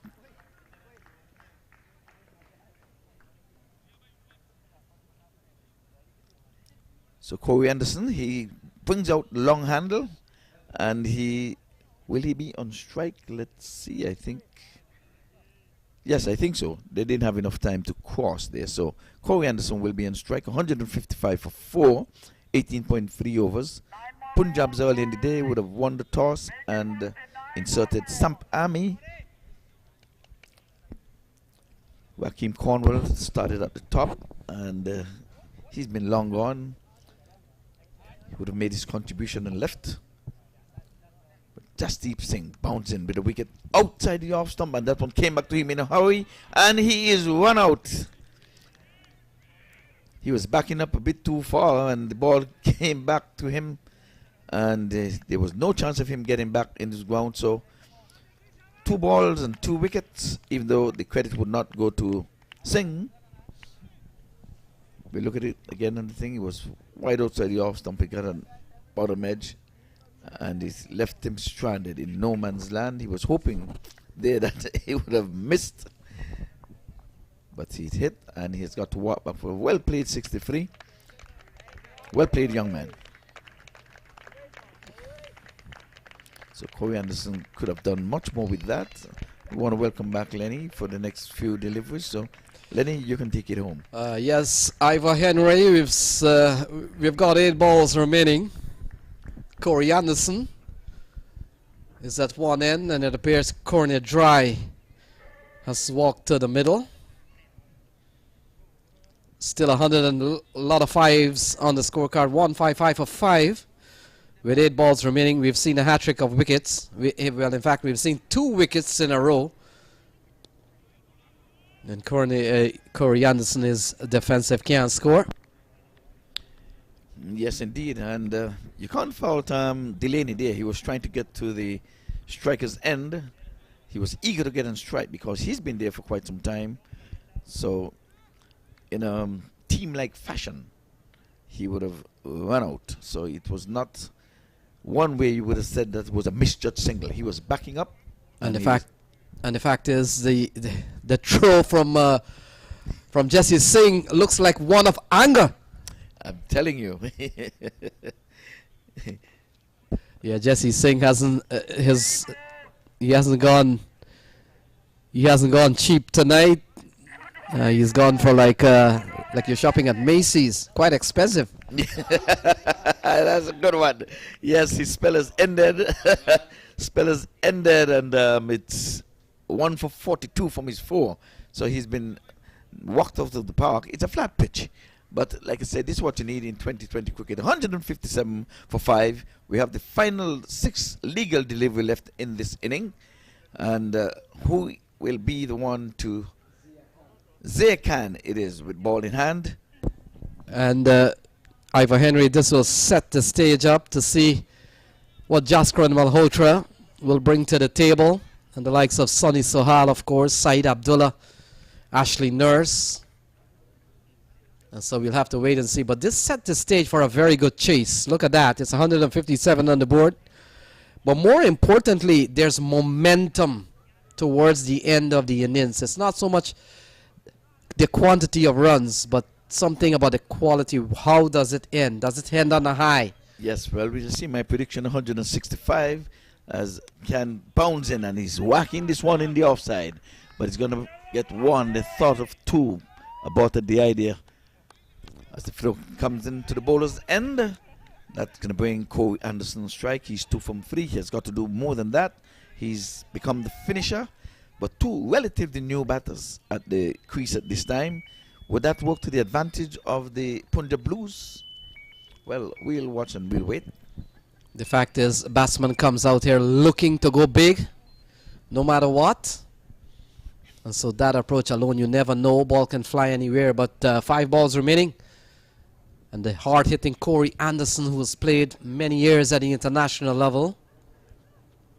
Oh, big play on a miss. A good ball here from Zia Khan. Yes, well, Dry needed a bye there. He wanted Anderson to take off, but he was on the back foot. He wanted to run with the ball in the big glove. And sometimes you have to do that. I mean, you have to force a run when there is none. Let's hope he didn't hurt himself there. He's holding his left arm. Yeah, that happens when you swing so hard and you hit air. Yes. And he's swinging again, and he's hitting his boot this time. It's funny, Ivor Henry, had he struck the ball, you don't feel no pain on the body. But when you swing and miss as a boxer, yes. Do you know what takes wind out of a boxer? I've seen people miss and fall.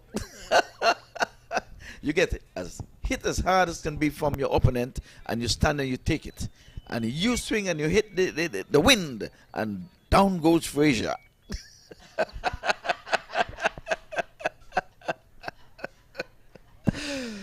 So 3 runs in this over so far. Zia Khan has bowled well, considering this is the last over. He runs into both the corner Dry, and Dry gets a ball that he can only get a single.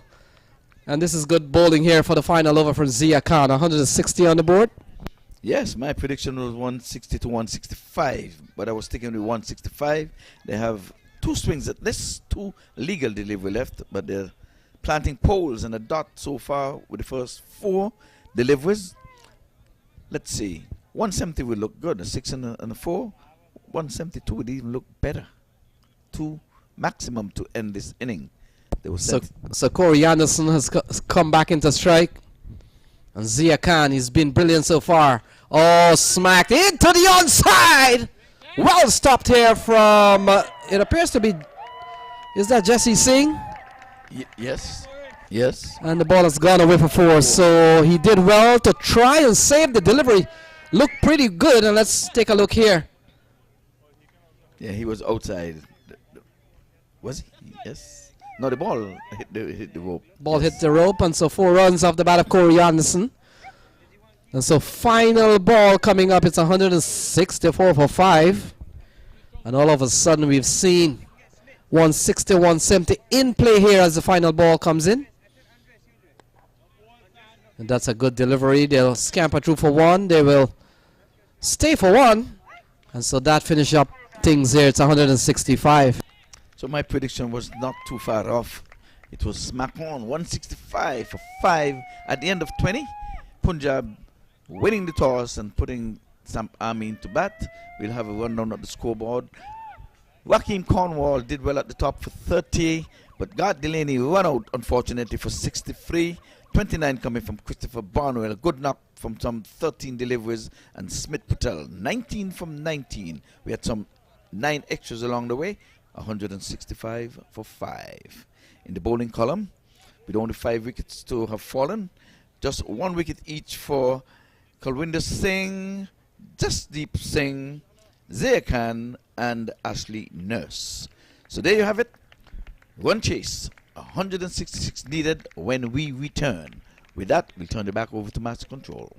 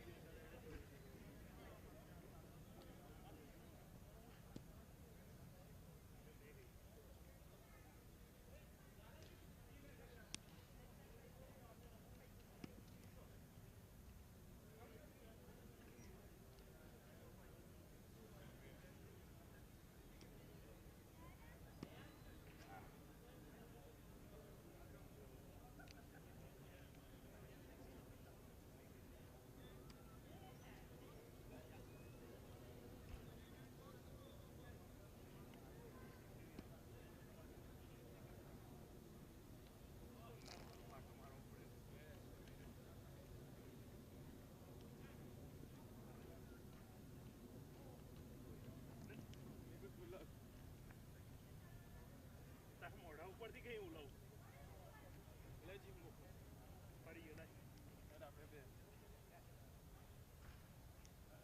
આ કેવું નહીં નાખવાનું ના દેખાય લાલ બોલ દેખાય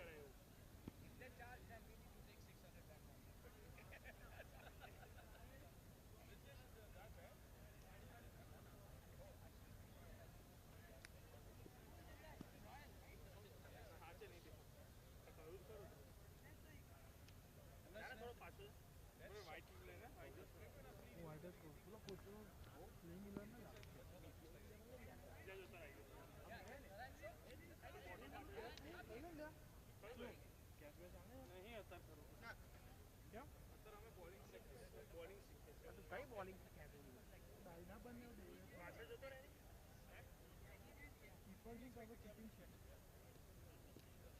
મન ટક્કો પાડો આવે એટલે પાછળ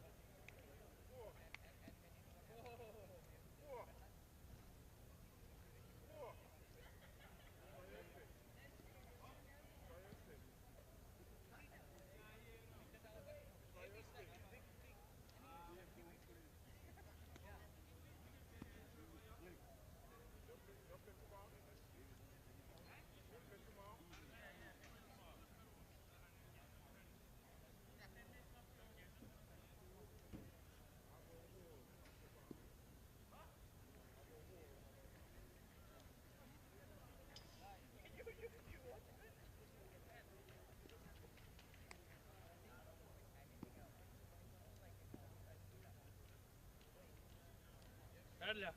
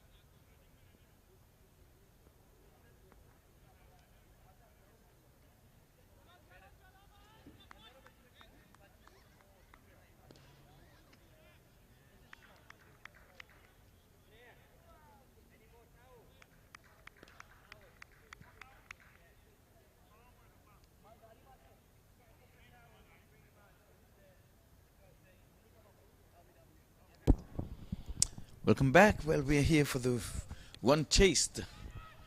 And they're off on the canter. First delivery up. Single turned round the corner. So, two batters. We have Sonny Sohail and we have Saeed Abdullah. So, Sohail off the mark. First up. And welcome back, Lenny.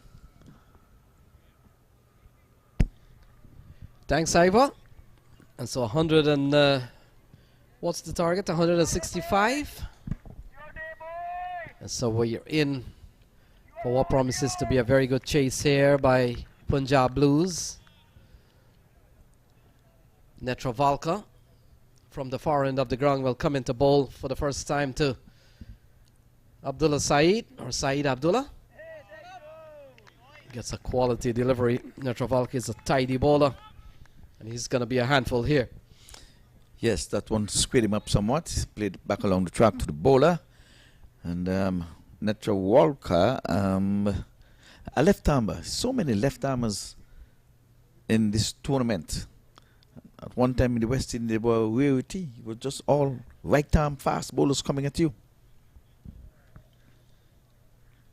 So Abdullah would have taken a brilliant catch during his fielding stint.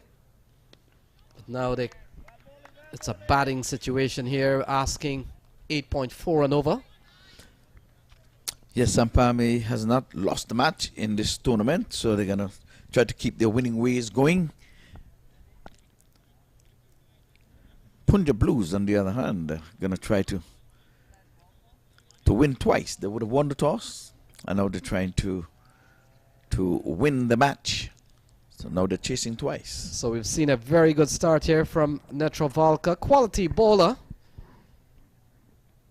And Abdullah steers this one into the onside. He is off with a single. And so very good over so far from Netravalka. He's bowled 4 balls. He's only conceded one. He's only conceded 1 each to the batsman. And so far 2 on the board. It's starting with 8 and over.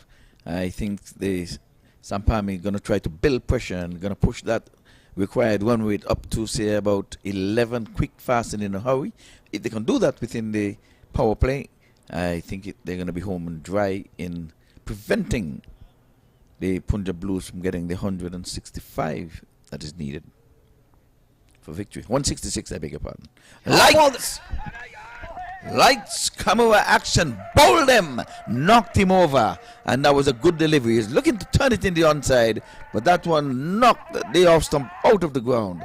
And this time, no need to wonder if the bail or bails would have fallen off. There goes the off stump going cartwheeling. First time we've seen that in this tournament.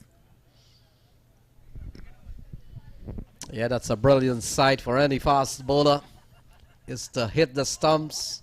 You hit it so hard, you uproot it.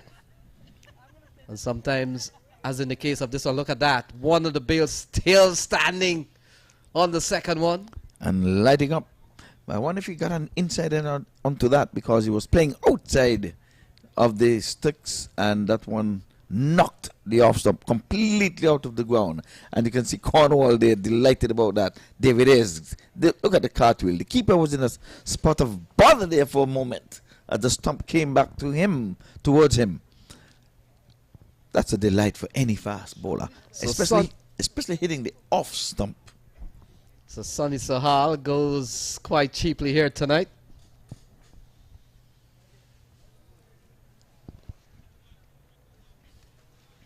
So Harpreet Singh comes to the middle. I think And already Punjab Blues in some bit of trouble here. They have lost one with just a couple of runs on the board. And Netravalka, very tough customer. Oh, this one is guided away towards the fine leg area. And it goes away for 4. So good looking shot from Harpreet Singh. That will complete the first over. An over in which we saw a little bit of everything, Ivor Henry. Yes, indeed. That's a good shot. He was well guided around the corner. There's no long leg. There's no fine leg. There's a fine leg up in the circle, but he took it away from him, and they completed that over with a boundary. The required run rate is 8.4. They would have got 6 out of that, but the bad and sad thing about that for them, they would have lost their first wicket.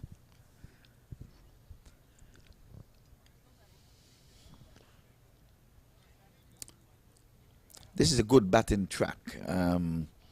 I would have thought they would have got a little bit more than 165, but the dew factor is going to come into play. We're on the lights here at the Broward County Stadium.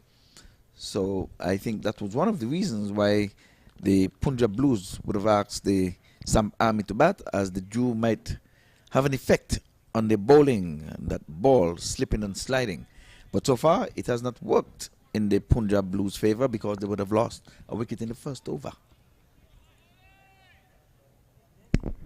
So more pace from the media center end. Corner dry has been tossed the ball and will come into bowl to Abdullah.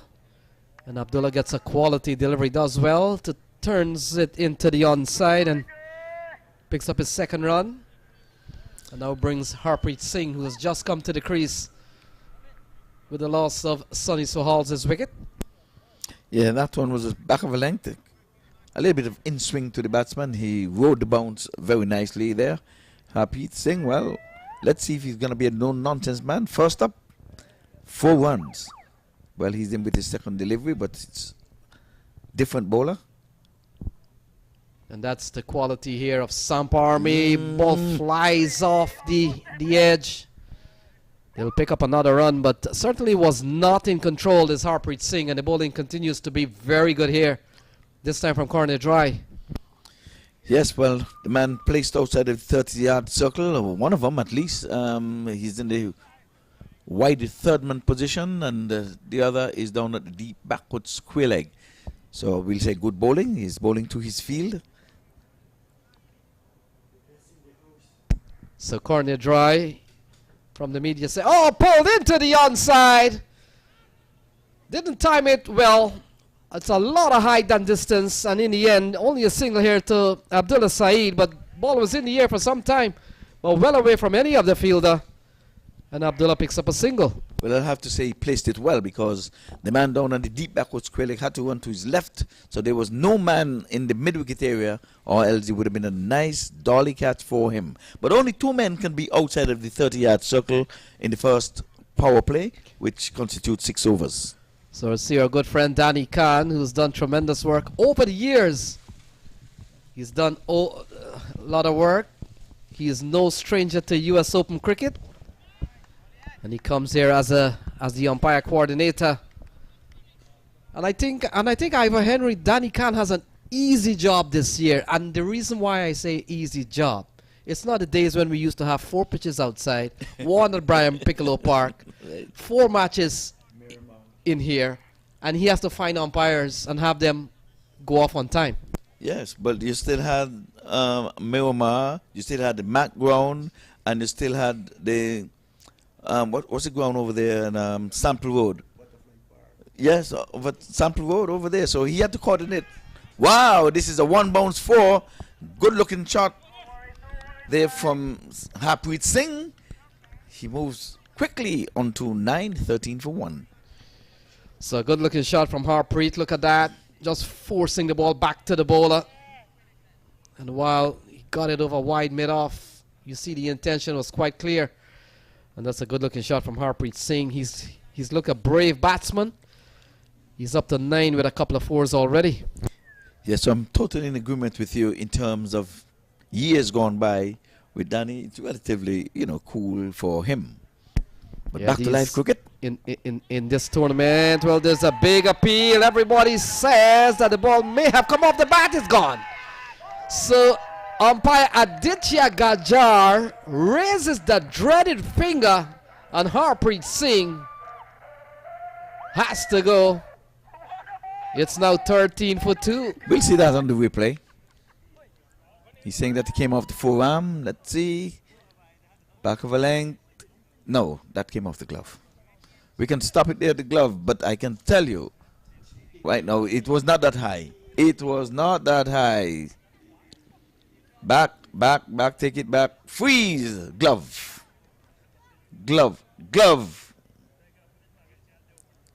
Right there. Came off the glove. Good decision by the umpire. You see, but you can't fault the batter. He may have hit the glove and shocked the forearm. I think that's what it could have been. Many times you get hit in your stomach and you feel it in your head. So he thought it came off his forearm, but that one came off the glove. You can see it right there. Forearm was way above where the trajectory of that ball. So wicket number 2 goes, and Harpreet Singh was to be undone by one that was going down the leg side. He had a swing at it, and from our advantage point and from the replay, it would have gloved it. Good take by the wicket keeper down the leg side. 13 for 2. So a couple of wickets fall. We haven't seen Jaskaran Malhotra. He's certainly their key man, but he hasn't come out as Netravalka will continue. Very tidy first over, in which he only gave up 6 runs and would have picked up the wicket of Sunny Sohal. So Borhan Johar comes out to the middle to join Abdullah Saeed. Oh, lofted into the offside, running up towards the long off boundary. And a good bit of work there by the fielder. Just a couple of runs here for Abdullah. And pushes the score up to 15 for 2. Good teamwork there. 2 men chased the one ball, and you can see on the replay, would have knocked it back, really.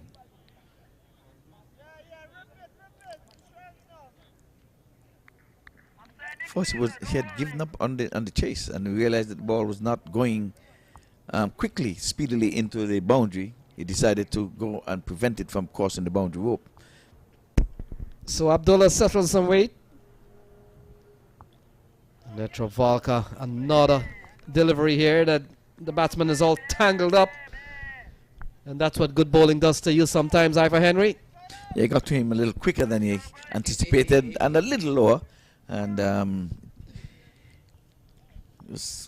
got struck. But I think that one was a pitch outside the leg stump as well. There was no appeal whatsoever. And the SAMP Army would be satisfied with the dot delivery at this time. So SAMP Army with a couple of wins already, 4 points on the table. They've started impressively well here. They've posted, what, 165 runs? Oh, smashed into the onside. Fielder will come around. He runs out of real estate. And that has gone for a maximum. Abdullah on the charge, and that's a good-looking shot. Yes, good swing of the bat there, and it was back pitched and outside the leg stump again and coming into the batsman. And it was a freebie, really. And since only 2 men can be outside of the circle, he gave it the full treatment, got it beyond the boundary ropes for a US Open maximum. Yeah, didn't think it was that short, but Abdullah got into position in a flash and pulled it away towards the leg side. That's a good-looking shot. No, it was not too short, but it was a free hit because he pitched outside the leg stump and he was in the arc. You know that, in other words, that's a free hit. I couldn't be out LBW. So Abdullah Saeed comes out of New York. And over time in the US Open would have played for different franchises. He comes this year and comes with Punjab Blues. A man who not too long ago would have played in the Kashmir Premier League, KPL. And would have done pretty good there. Oh, that one is going away from the batsman and being called and signaled wide by umpire Jermaine Lindo. Yeah, Jermaine Lindo has done a lot of matches in the stadium this season. I watched the first and the second day, and every single game, Jermaine Lindo was in attendance. Up to the 3rd game. Only today he would have missed one. A man who has now been accredited with ODI status adjudication. Yes, he's done several of those. T20 International. Would have just returned from Mexico, where... Or was he? I thought he was in Mexico for the women's qualifier, but seems to be getting a lot of work these days in the area of umpiring. Aditya Gajar is the man standing a square leg. So the umpires have brought out the elite panel here at the 13th US Open. Yes, indeed, the 13th edition of the US Open. And you just happened to miss one. You were naughty for that one. That was the very first year. So Okay. Netravalka has gone for 9 in this over. And comes into bowl to Abdullah. Abdullah has played 1 or 2 good shots. And this one is eased into the offside. Barnwell can't prevent a single, and that completes over number 3. It's 23 for 2. Yes, well, yours truly has been here for all of them, and even when they were in the practice mode, when they started down in the Foss Park area and those trial one, Ivor Henry was there. So I'm somewhat of a veteran of sort, I think. Time to retire. Well, I now share with us your experience with umpiring this year with the Minor leagues? the minor league. You did that? Yes, indeed. I was afforded an opportunity to umpire in the minor leagues. Is anybody looking for you? Well, is any bowler or batsman looking for you? it's taken a long time for them to locate me because I'm everywhere, so I'm not in hiding. So apparently they're looking to me to shake my hand, I would imagine.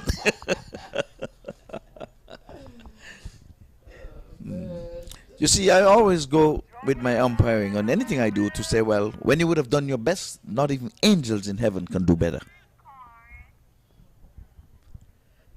So I try to give of my best, but the minor league was a good experience. We had some good training from Sir Peter Nero over there in Trinidad and Tobago. Good evening, sir. It's the ball sliding down the leg side from corner dry. I wonder what that appeal was for. Getting so far down the leg side. Just to shake up the batsman a little bit, to say, I'm here, I still have a voice. Because clearly that was going down the leg side. Abdullah's batted well so far, considering he's a good striker of the cricket ball. But Very keen cricketer, always active. And he gives it 100%. Would have played briefly at the US national level. This one he's trying to pull through the onside. Doesn't time it well, and this one could run away for the 4 overthrows. Fielder gets onto the ball. He makes a good save. And it's all happening here at Central Broward Park. Yes, indeed. And he was trying for the run out. The backing up there, Cornwall did not get around in time. But 2 men gave chase and prevented the ball from going over the rope. But I have to put you under the gun. You and I did not talk. How did you know that I did the minor league officiating umpire duty? How did you know all that? Those minor league games were streamed live. Oh. All of them were streamed live. Come on, Ivor Henry. Your man, you don't miss anything at all. There it is. 1 for the over. The umpire signaling that, saying he's just 1 for the over. He was not over his head to be called a wide. Aditya Gajar, one of the shorter umpire we've seen from the panel. And what will constitute a short ball for him? Well, it's the batsman. It depends on the height of the batsman, not the height of the umpire. But over the shoulder is always, you turn to the square leg. He's in a better position to tell you if it's over the shoulder as opposed to the standing umpire. We've seen quite a few tall men in this series. Here is one, corner dry. We've seen Najaf Shah. He's a towering man. We also would have seen Kyle Phillip while he's not playing in the series. I saw him on the ground today. Kyle Phillip, very tall. Yes, lanky. Good all-rounder. And he captains one of the local teams here in South Florida. Even Rakeem Cornwall. He's a very tall man. He may not look like that, but he is. Yes, he is, yes. I'll go ahead and say good evening to David Maitland, who graced us with his presence here this evening as well. So pull through the onside. Abdullah on the charge. Finds the gap. And it goes away for 4. That's a good looking shot, a proper cricketing shot. That one was meat and drink for him. It was short pitch, just about half down, going down the leg side. It swiveled, and we're still in the power play. So there was a lot of acreage out there, and he did not even move. He just met halfway down the turf to meet with his partner to said, no worries, I got this. He's played a good hand so far. He's a quality player. Strikes the ball hard. Came up with the junior ranks, playing all his cricket in Brooklyn. And he is here fighting for Punjab Blues. So they scamper through for a single, and that will complete over number 4. So 4 gone is 30 for 2. Yes, I guess he would have told his batting partner, Burham Johar, you have not faced the deliveries yet. Just look, have a look, and watch me on the charge. So to me, he seemed like he just stole that single. He could have done a little bit more with that. It was length delivery, but he just pushed it for the single. So I guess he's counting balls, counting overs. 30 for 2 at the end of 4. The first power play, it's all of 6 overs, when no more than 2 fielders could be placed outside of the 30-yard circle. What if 3 fielders were to be placed outside of the 30-yard circle in the first power play? What would be the penalty?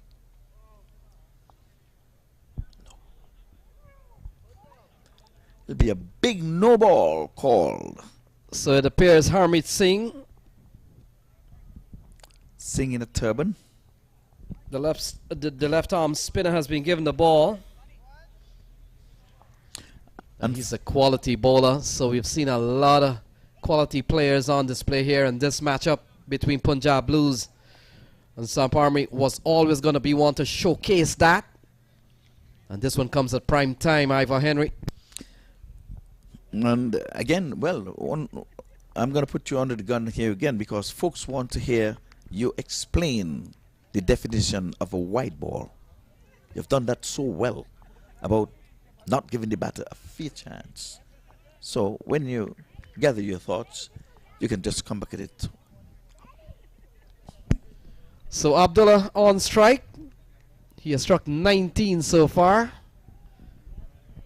And the slow left arm orthodox starts with the ball eased into the offside, and now Johar will get a chance to face his first ball.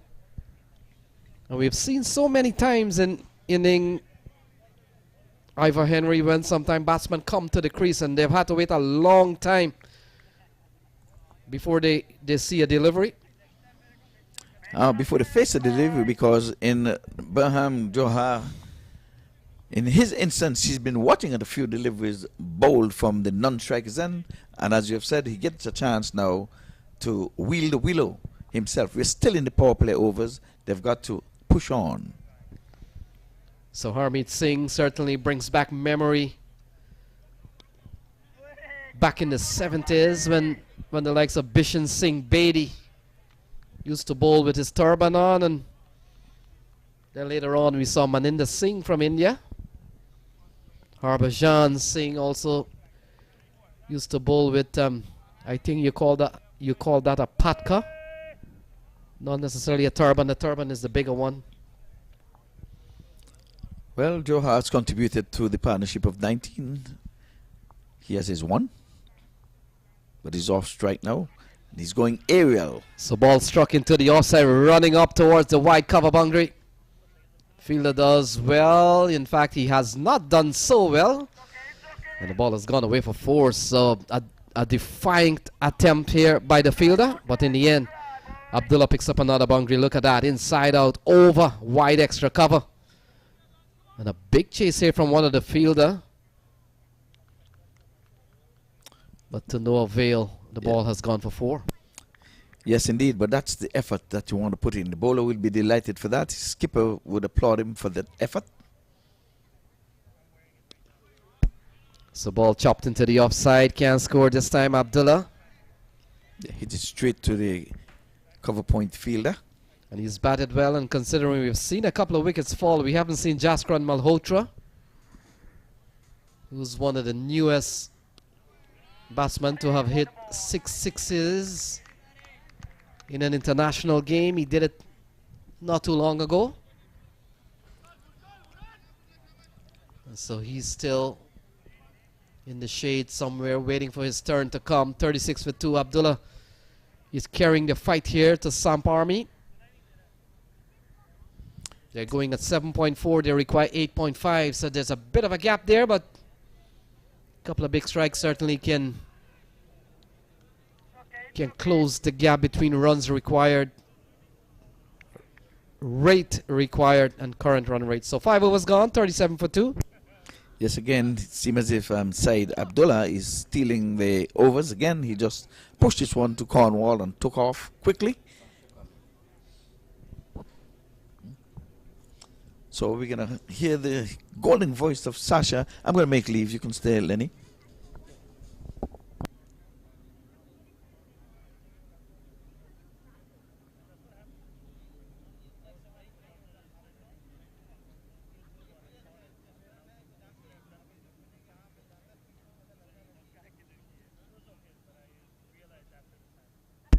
So welcome back, Sasha. Thank you very much. Lovely to be back. How's it been going since I've been away?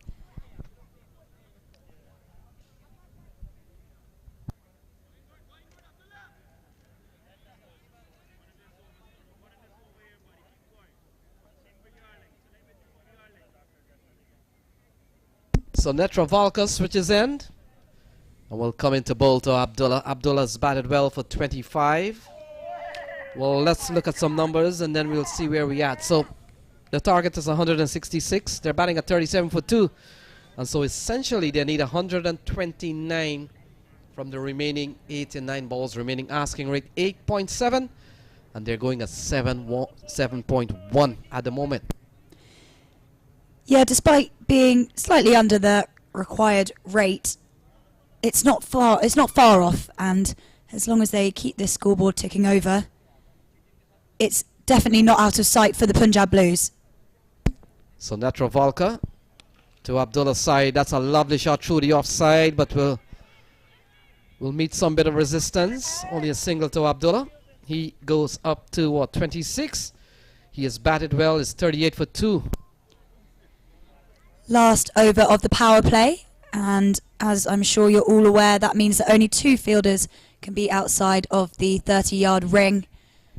And at that precise moment, one of those fielders fielded that ball nicely.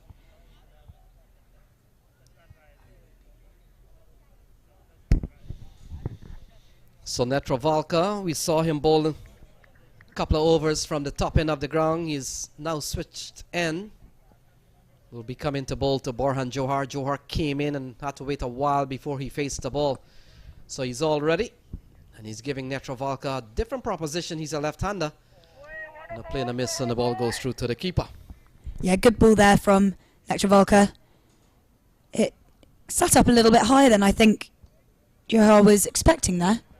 And a little swing and a miss, and that's halfway through the 3rd over for Netravalka. So packed offside field here for Netravalka, and in fact, as I speak, I see Rakeem Cornwall, it appears, will go into force a second slip. Not too many times in T20 cricket we've seen a slip getting employed, but Netravalka is such a fine bowler. I'm pretty sure that the captain has decided, well, why not? Here he comes to Johar. Johar is trying to break free, can't score as the ball goes into the packed offside field, and fielder it appears to be Jonathan Carter, and still there is no run. Netravalka has been tight so far. He's in his 3rd over, 17 runs so far, and obviously 1 wicket, which is vital for the SAMP Army if they want to defend their total tonight. And the wicket that he got of Sonny Sohal was really a brilliant one for fast bowler. Struck the entire off stump and the bail out, and left the middle stump and the leg stump with their bail intact. So it was quite a sight. This one is pulled into the onside. Fielder giving chase, corner dry, and in the end picked up by one of the other fielder. It appears to be Delani, and they come back for a couple of runs. Yeah, that was a good chase from Corny Dry. He was running pretty quickly there, but as you say, there was a fielder running around the boundary, who managed to help him out and throw it back to the keeper, and as you say, 2 runs from it. It's a beautiful sight here under the lights here at Central Broward Regional Park. Agrong Sasha, that is, as you may have heard, has already hosted international T20 and won the international. And had it not been for COVID, South Africa would have visited here last year. And so Netravalka runs into bowl to Johar, and Johar is tucking this one into the onside. Doesn't time it well, but they'll scamper through for a single that will bring the 6th over to a close. The power play done, and after 6 it's 41 for 2. Yeah, I'd say it's a pretty even power play there. Punjab Blues 41. They're not too far behind the required run rate, but the wicket column is what they'll be most wary of. 2 wickets down in the first 6 overs. They'll want to make sure that this partnership continues building and they don't lose too many more in the upcoming overs, which is exactly what the SAMP Army did. They managed to build nicely after the power play and got a really good partnership going, which helped them build their total. The fact is we haven't seen Jaskran Malhotra. He's a top order batsman. He's a key man in the plans here for the Punjab Blues. But he's opted to come at least at 4. We haven't seen him arrived yet, but, well, he opted to come at 5. If he comes next, he comes at 5. As Rakeem Cornwall, the big off spinner, gets thrown the ball, and he comes in here bowling at 41 for 2. Still 125 needed from 84 balls. And Rakeem Cornwall, we were making the point when Ivor Henry was there. It's ironic that he plays red ball cricket for the West Indies, but he's a fine T20 player. Yeah, he's doing really well in both white and red ball. And I'm sure I've probably mentioned it before, but his headshot photo for when he was, I can't remember what country he was over playing in, but a little over-the-shoulder look, and it is definitely one to remember. So ball chopped into the offside, can't score. Johar has been there for some time. Not necessarily he's faced a lot of balls, but he's come out and he spent quite a few minutes in the middle. Most of the strike, of course, would have been with Abdullah. So Cornwall makes a very good start of the first ball. This one is swung into the onside. Protection there. And they'll only get a single. A single will push the score up to 42. Yeah, Cornwall has been opening the bowling, or bowling at, well, second, I should say, for the SAMP Army in previous games. So they've obviously decided that he needs to come in after the power play and really make a difference now that the field is able to spread out a bit. So Cornwall joins a few other West Indian currently with the West Indies team. We've seen the likes of Lendell Simmons not too long ago. We've seen Sunil Narayan, still part of the West Indies setup. We've seen Rakeem Cornwall, of course, bowling here. Who else we've seen? We've seen Ashley Nurse, maybe still with a chance of representing the West Indies at some point. Oh, pulled into the onside. And that has gone a long way off the bat of Abdullah. He picks up another 6. And that's a massive shot from the right-hander. Yeah, he made that look really easy, didn't he? That just came really sweetly off the middle of the bat and went flying over the boundary for 6. And the fielders look like they've had to climb over the grassy mound to try and retrieve the ball to give it back to Cornwall. You can see here on the replay, that's bounced over the top and gone for another 4, you would say, over the extra bit on the pitch. Yeah, that's a good-looking shot from Abdullah. He's now picked up his second 6 with a couple of 4s already. So he's dealt in boundaries. So far, he's up to 32. He's batted extremely well. He's the lone fighter here for Punjab Blues. And he's coming up against a very formidable SAMP Army. Not only in batting, but even their bowling is very formidable. This one, he gets a good comeback delivery, does well to keep it out. They go through for 1 and brings Burhan Johar back on strike. 49 on the board. Yeah, I think that brings the partnership up to around 36. So building nicely here. Punjab Blues 49 for 2. 1 more ball left of Cornwall's first over here. Yeah, this one's gone for quite a few. It's gone for 8. Just about what Punjab Blues really require. They're going at 7.1. They're chasing 166. And in the earlier part of the game, as we called it, the first 8 over, they controlled it to a degree. But we saw very good innings from Delani, and then later on, Christopher Barnwell towards the end made sure that they posted 165, which is competitive score as we have seen in the last 3 days. 7 overs gone, 50 comes up, and there's 50 for 2 at the end of 7. Yeah, good to get there. 50 for the Punjab Blues. That was 8 off the... Sorry, 9. My maths failing me here. Cornwall, 9 off his first over. And Punjab Blues getting along nicely. As I said, their partnership is building. And that's important at this stage of the innings. They need to just keep these batsmen here, keep the scoreboard ticking over. and slowly but surely making their way up to the total required. Only a tiny bit behind the required run rate, but they haven't really got going yet, so plenty of time, plenty of overs and plenty of cricket left to play today. Well, in terms of deliveries remaining, it's 116 runs from 78 balls as Harmeet Singh, the leg spinner, gets a second spell, and we've seen the bowlers been moved around quite a bit. We've seen Netravalka bowling 2 different spells from both ends. And now we see Harmeet Singh given another ball here from the media center end. He started up at the top end of the ground, so he'll come into bowl to Johar, and Johar is bringing out the switch hit. Big appeal. Umpire Aditya Gajar says not out, and that will go down as a dot ball. Yeah, not the best shot played there off that ball, and he then started running and the fielder had the ball. There was a potential chance of a run out, but he decided to keep it in hand, not let any overthrows go to waste there. So Johar's still on strike. So 50 on the board. And Sasha, are you a big fan of those switch hit shots? Is it risky enough? Does it equate to the risk involved for what you're trying to accomplish? We've seen a few attempts being made during the tournament that really have not paid off, and when you try something clever like that and it doesn't work, I think it looks a little bit foolish, but when it pays off, it looks pretty cool. We saw Trevon Griffith played a few. And one of the things I've seen Trevon Griffith play that shot to some bit of excellence during the course of the minor league.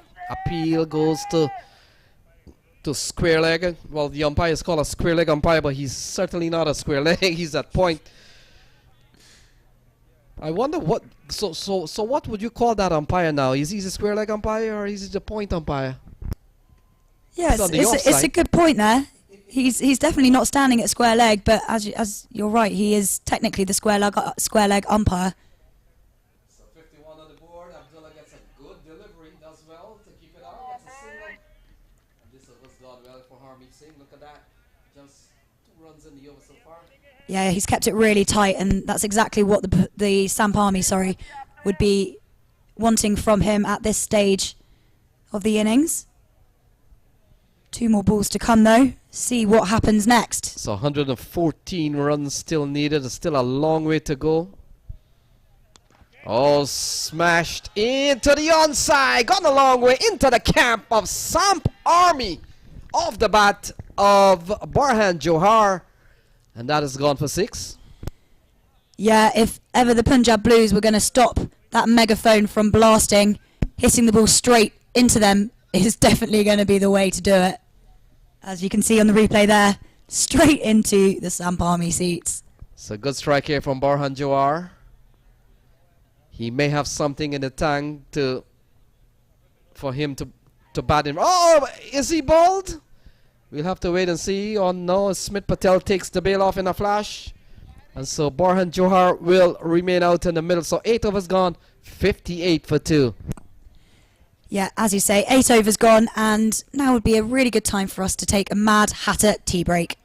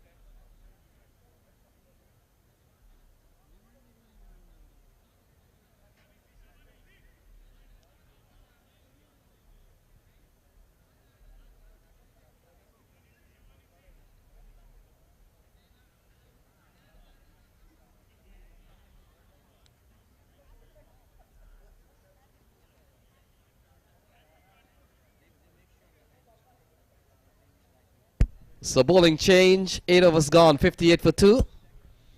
Abdullah will be on strike. Ball driven straight to the long on area. Easy single here for Abdullah. And Sasha, Abdullah's batted well. He's carried a bit of a fight here towards the powerful SAMP Army. But they still need 107 runs from 71 balls. It's going to come down to crunch time. Yeah, they're going to need to start getting a few boundaries just to make sure that run rate doesn't get too far ahead of them. But as you say, batting nicely at the moment, and I think the main thing now is just no wickets need to go. Keep building that partnership, keep building towards the total. So Nisarj Patel, another slow left-arm orthodox, given the ball, no elevation here from Johar. And they're running quickly for 2, but not with this fielding unit. They've hustled the ball. Netravalka comes in quickly, cuts the angle well, and has a very good throw too. So can't take too many chances with the likes of Netravalka. He's an international cricketer. Yeah, it was good fielding down there. And been the captain for the US for several seasons now. And Patel comes in, and that is a big hit, but is it going to be caught? No. No, just dropped short of long off there. Or was that long on? Off, yep, sorry. Just getting confused between the batsmen here. And here's the replay. And it went up in the air, and there was a chance, but no, dropped just in front of the fielder who threw it back in, and I think it was just the single from it. So this over's gone well here from Nisarj Patel. He's certainly not new to bowling his leg spin. He's used by the US national team on occasion to get some overs through, so that bit of international experience will certainly count in this tournament. And here he comes for ball number 4. And that is appealed, but no, umpire says no, not out. But a dot ball is still very important at this stage. 3 off the over so far, 1 to come. So very good over here from Nisarj Patel. They're asking 9 and over. Up and over, straight down the ground from Borhan Johar into the night. And that's a lovely strike from the left-hander. Look at that, it's 1 for 6. That's gone really far. That's one of the biggest shots I think we've seen in the tournament, if I am thinking right. Look at that. Into the night sky and over the mound. Oh no, sits on top of the mound. Yeah, we saw one from Lendell Simmons. Lendell Simmons. That one went a long way straight onto the banks, just under the scoreboard. And so that's the completion of over number 9, 67 for 2. 99 to win off 66 balls. Partnership now over 50. 54 between these two batters. And Patel goes for 9 off his first over. And that 6 really cost him a lot. He was going well with just 3 singles off it until that last huge 6 that we nearly lost over the grassy mound. So Jonathan Carter has been thrown the ball. And we'll come in here with the equation reading 99 from 66. And so they're asking 9 and over. And they're going a 7.4. So they will have to come up with a plan to close the gap between what is 7.4 and what is required exactly 9 and over, Sash. Yeah, a few of those big 6s will certainly help their cause. And Abdullah will be facing Jonathan Carter's first delivery. And you get the feeling that Abdullah is a little bit more comfortable with the seaming stuff. Yeah, he's just pushed that to the leg side and thought about 2 for a second, then thought that's the bad idea, I'm going to stay where I am. So a single that brings Borhan Johar on strike, and Johar on the other hand has struck a couple of 6s already, so he looks like he can give the ball a tap when required. The thing is, they will have to get on the gas here with balls running out, 65 balls remaining, 98 runs to get. And we are in over number 10, being bowled here by Jonathan Carter, another player who would have played briefly at the West Indies level.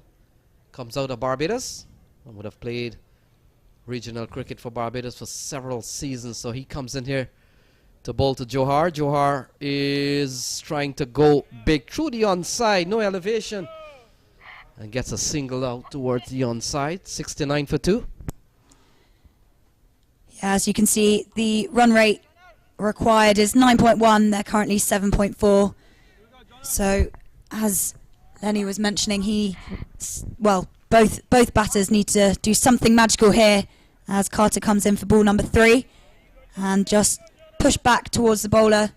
A slight collision there between Johar and Carter, but both smiling. Nothing too serious, luckily. Both were in the right to run where they were going. So 96 to win from 63 balls. And Sasha just to run through some 4-wicket hauls. We saw one not too long ago from Jacobus Pinar. This one finds the gap in front of Cornet Dry. A sprinting Cornet Dry. And one of those boundaries that we were talking about comes off the bat of Borhan Johar. Look at that. Finds the gap and beats a sprinting Cornet Dry. That's gone for 4. Yeah, lovely shot there, and he's found the perfect gap in between those two fielders. And they've gone 7 off the over so far, but they need 9, so 2 more needed to stay on track for the total to win. Well, this has been a very good over here for Punjab Blues. They're looking for 9, they got 11, still 1 ball remaining. Much stuff can happen in 1 ball. Let's see, Jonathan Carter runs into Borhan Johar. And Johar gets a good delivery, a slower ball, well bowled, well disguised here from Jonathan Carter. They managed to get a single, still a quality over for the Punjab Blues. A very productive over, 12 off it, 79 for 2.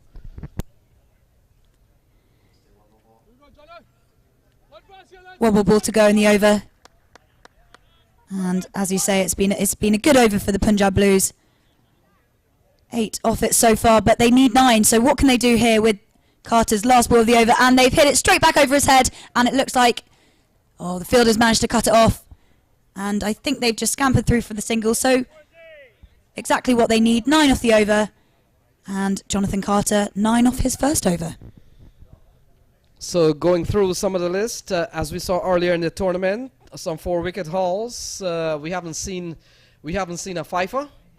So we'll have to stick with the ones taking 4 wickets. So 4 for 30 from Karima Gore, quality leg spinner. We saw him bowling some very good stuff for Somerset Cavaliers. So he comes out to Somerset Cavaliers. Then of course Jonathan Carter. He has picked up 4 for 40 in one of the games. So certainly not new to bowling. He's picked up an impressive spell already. And not too long ago in the previous game we saw Jacobus Pinar getting not only 4 wickets but perhaps the best figure of them all, 4 for 11, Sasha. Yeah, that's really impressive.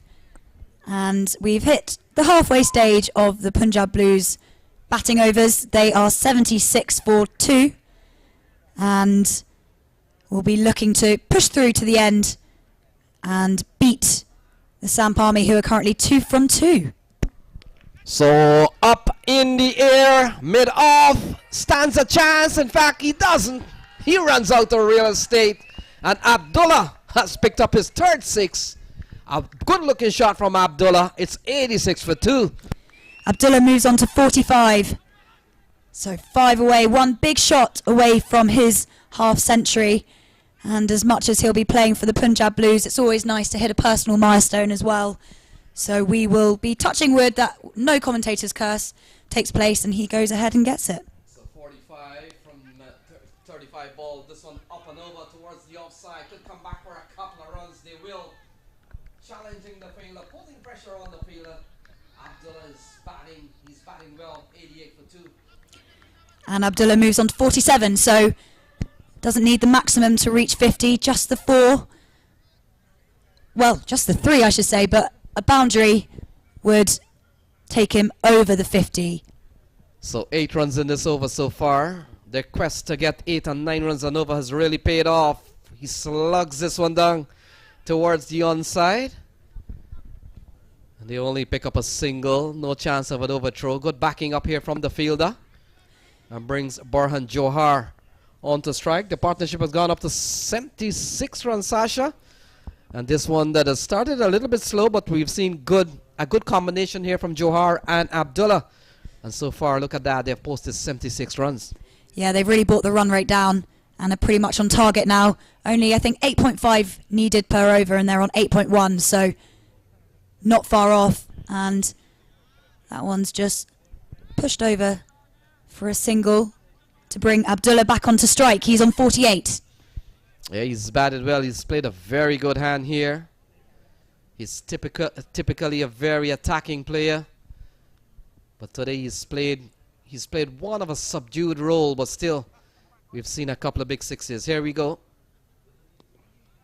He's defending quality delivery here from Nisarj Patel. This over's gone for 10 so far. So perhaps in the context of what has happened here, they've already reached the quota, but you never know. And here he goes. Big swing, but he's missed it, and he's bowled by Nisarj Patel on 48. And I hope he doesn't blame us for that. We were really looking forward to his 50, but he falls for 48 off 39 deliveries. Yeah, trying to pull through the onside. He loses his sticks, and that's the end of Abdullah. A good knock comes to an end. Nisarj Patel strikes. Has he picked up his first wicket? I think he has. And so all of a sudden it's 90 for 3 as Jaskran Malhotra comes to the middle, and he's going to be the key man here. He stands between a victory and a loss here for them, as the stumps is knocked back here from Abdullah Saeed. So he perishes. It's 90 for 3. Yeah, you can see as he walks off, he is really angry with himself. As you can see now, hits himself on the head with his bat in anger. He really wanted to probably get a 50 and also see his team, the Punjab Blues, to victory as well, which is more important. They won their first game, and this is their second of the tournament, and they're looking for win number 2. SAMP Army have won 2 from 2. This is their third game, and they will also be looking for the win, as all teams do, of course. But Punjab Blues really, really desperate here to make a mark and take down the SAMP Army, who have been pretty good in the tournament so far. And it looks like the big man, Rakeem Cornwall, is back into the attack for over number 12. Punjab Blues 86 for 3. And target is 166.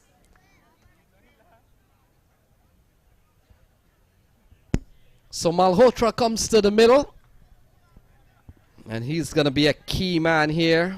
76 from 54. If he gets going, then scoring 9 or 10 runs and over is not a problem. But he has just come to the crease, and that is going to be some bit of a factor. And all the bowlers we have seen here, they're quality bowlers, so we'll have to wait and see how this pans out. He gets ready to face his first ball. Score is 87 for 3. Yeah, the Punjab Blues were really on track with the run rate. I wonder if this wicket of Abdullah is going to put a little bit more pressure on. With the new batsman at the crease, it might take him a ball of 2 just to get his eye in, and it might just affect their current run rate. And Jaskran Malhotra, he has had an impressive record at the US Open. I remember one particular year he was on a century streak. He has scored 2 centuries in the tournament, looking for the third right in the stadium here. And he got up to 80 something, and we were all in wait for someone to score 3 consecutive hundreds in a US Open series. But that night he fell in, I think, for 87 or 88. He's a quality player. He strikes the ball, and he strikes it well, and he scores very quickly.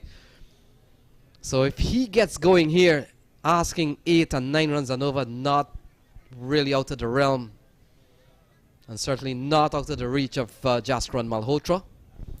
Yeah, as you can see, Cornwall has a towel just drying off the ball. As we've mentioned before, when it gets slightly later into the evening, the dew does start to play a factor, and Rakeem Cornwall comes in for ball number 3, and it's played nicely onto the leg side, and I think it's just going to be the single, and ball flies back to the keeper. So Cornwall, very experienced bowler. These days, he's the off-spinner for the West Indies Test team. Would have just not too long ago returned from Sri Lanka. May have made a trip from Sri Lanka straight to Miami. And here he is in the 13th US Open. He's a quality cricketer. And like I made mention, these days, seen him plying his trade quite a bit in the US in the last year or so. Saw him in the American Premier League, a tournament that was played in a baseball stadium. And he really smashed some ball into the stands at that event. So that completes over number 12, and after 12 is 90 for 3. Finish strong, Jamal. Finish strong, boy.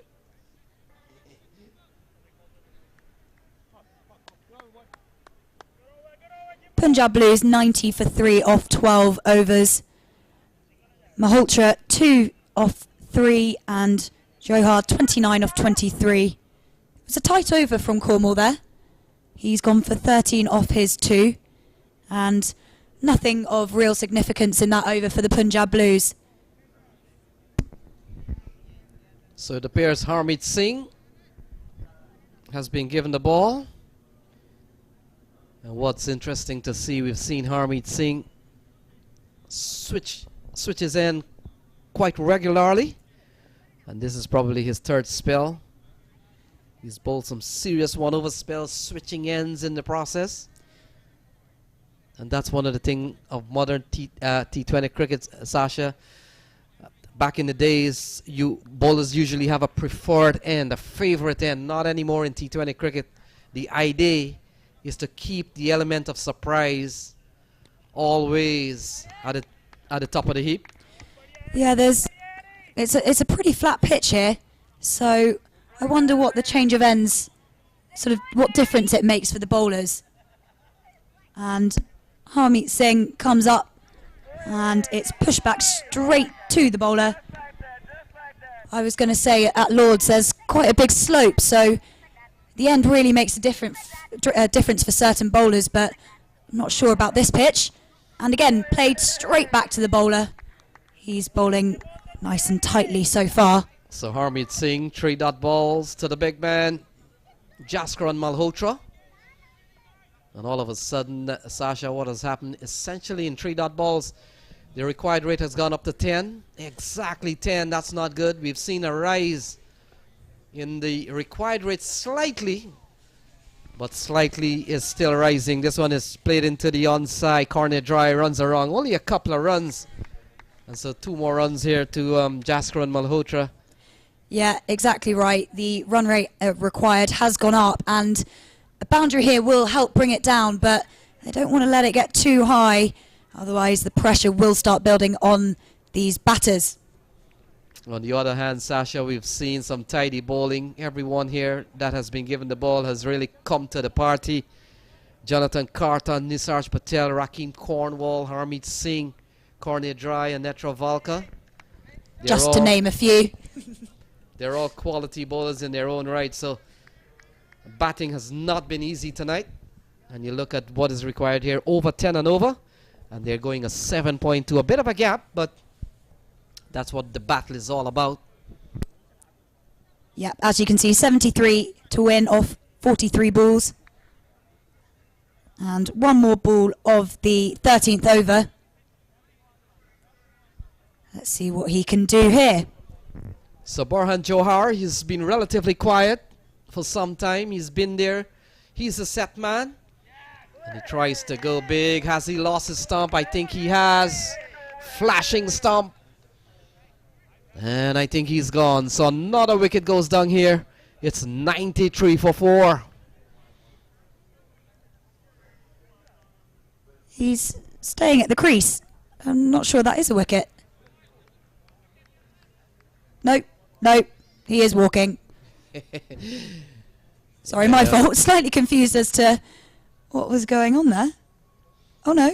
So Johar is gone. Another blow here for Punjab Blues. And those 73 runs from 42 balls will have to come from someone else other than Borhan Johar. I don't think he is out. Hang on a minute. I think we're all getting confused by the lights, the flashing lights of the wickets. Our mistake, he is still hanging around. He's not going anywhere in a hurry.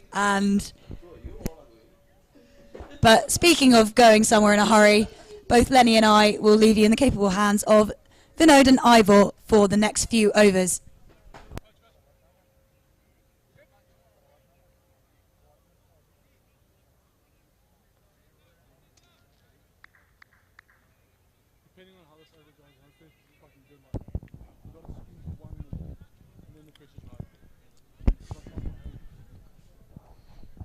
Thanks a lot, guys. So we're back here. It's the Blues. 93 for 3. Will they be singing the blues tonight?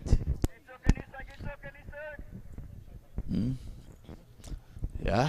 Well, So SAMP have not lost a match in this tournament so far. They're 2 up and trying to keep their winning ways going. And they would have scored 165. They target 166. 94 for 3.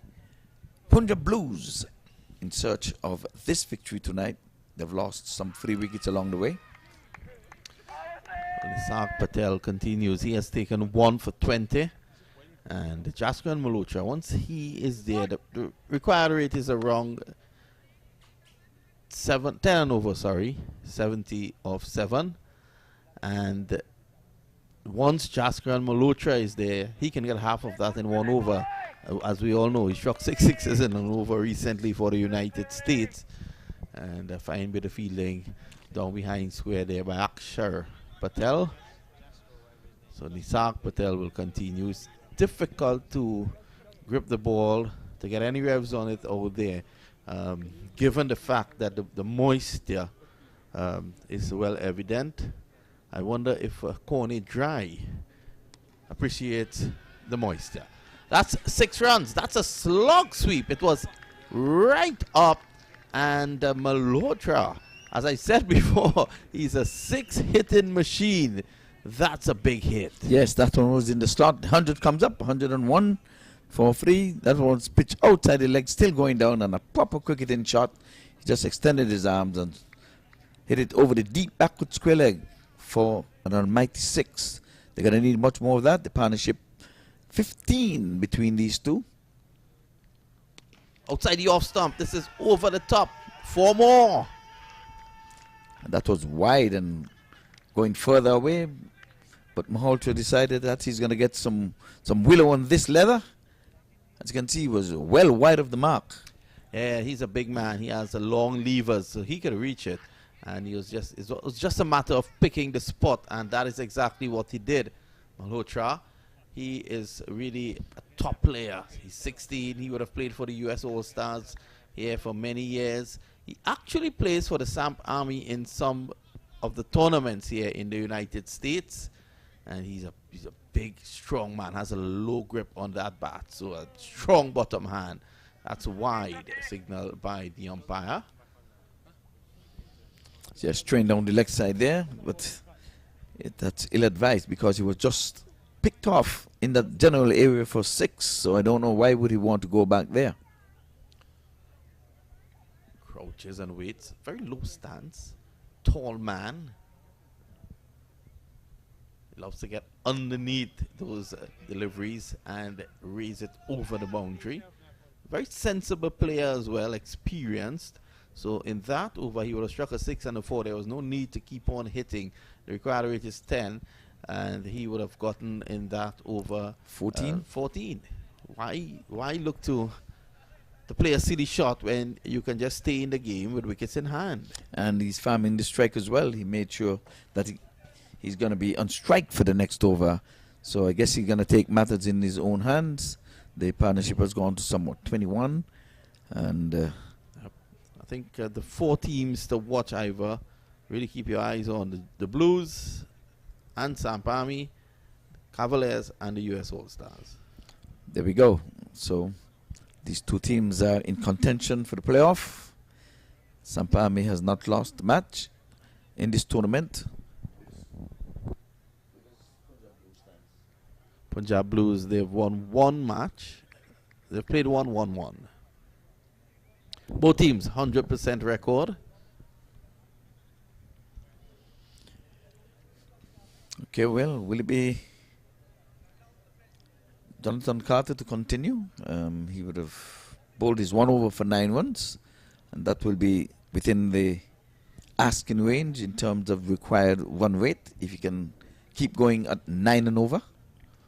Carter is one player who is slippery.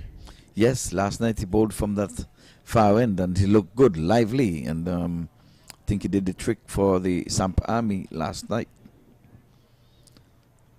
played for the West Indies. I remembered covering the World Cup in 2016 in Australia. He was on the West Indies team, made his debut then in the World Cup.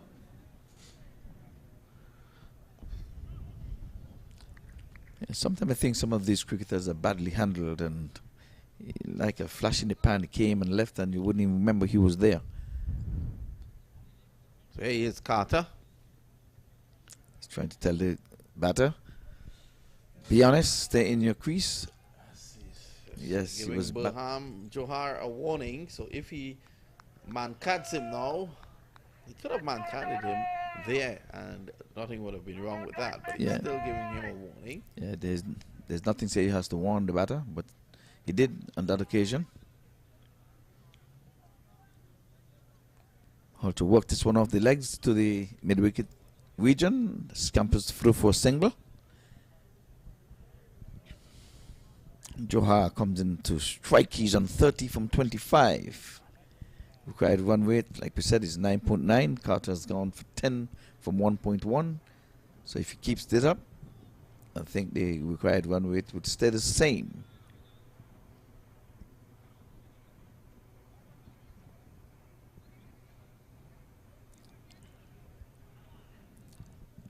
Punjab Blues are trying to bring this one down, the required run rate.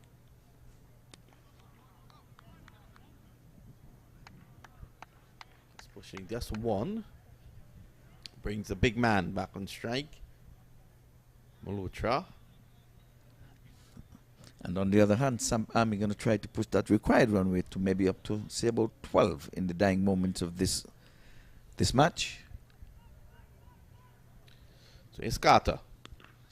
What a shot! Straight down the ground. That's a massive hit over the side screen. And that is what you call a maximum. Yeah, that's a class hit and class act. It was as straight as an arrow, straight over the bowler's head. It left the playing area, and you can see he held the pose. That good camera work as you see that ball into the night sky, and it came down beyond the side screen. But no matter how far you hit them, it's still just going to be 6. But when Malhotra hits them, they remain hit. They stays hit. Yep. Well, the comeback delivery. Let's see what Carter has in store. Back, pulls it away. And he's out caught. Nonchalantly there by Cornwall? Rakeem Cornwall. What's the big fuss? The big man takes a big wicket. And that could really turn the screws here now. Carter strikes. A West Indian combination there for the SAMP Army. The catch taken by Rakeem Jimbo Cornwall just behind square. Let's have a look. Yeah, he was up in the It's a fine badly leg. lined delivery. Well, Cameron didn't get it. He was so quick. Yeah. But it was up in the fine leg in the 30-yard circle, and he swiveled and pulled straight to Cornwall. And he has big paws. He's not going to drop him. He's one of the safest catchers in the West Indies. Cornwall. Cornwall taking a catch very easily. No fuss. That's it. No celebration, no nothing. You would thought that it was a bump ball or something. He's just like easy peasy. Yeah. Down behind square. That That could be Really, the turning point in this match. that could really change things up here now. So the standard has been kept up. The US Open, the biggest tournament in all of North America, apart from the ICC organized matches, and you would have seen it on display. A wonderful 6, and right after that, a magnificent catch by Cornwall.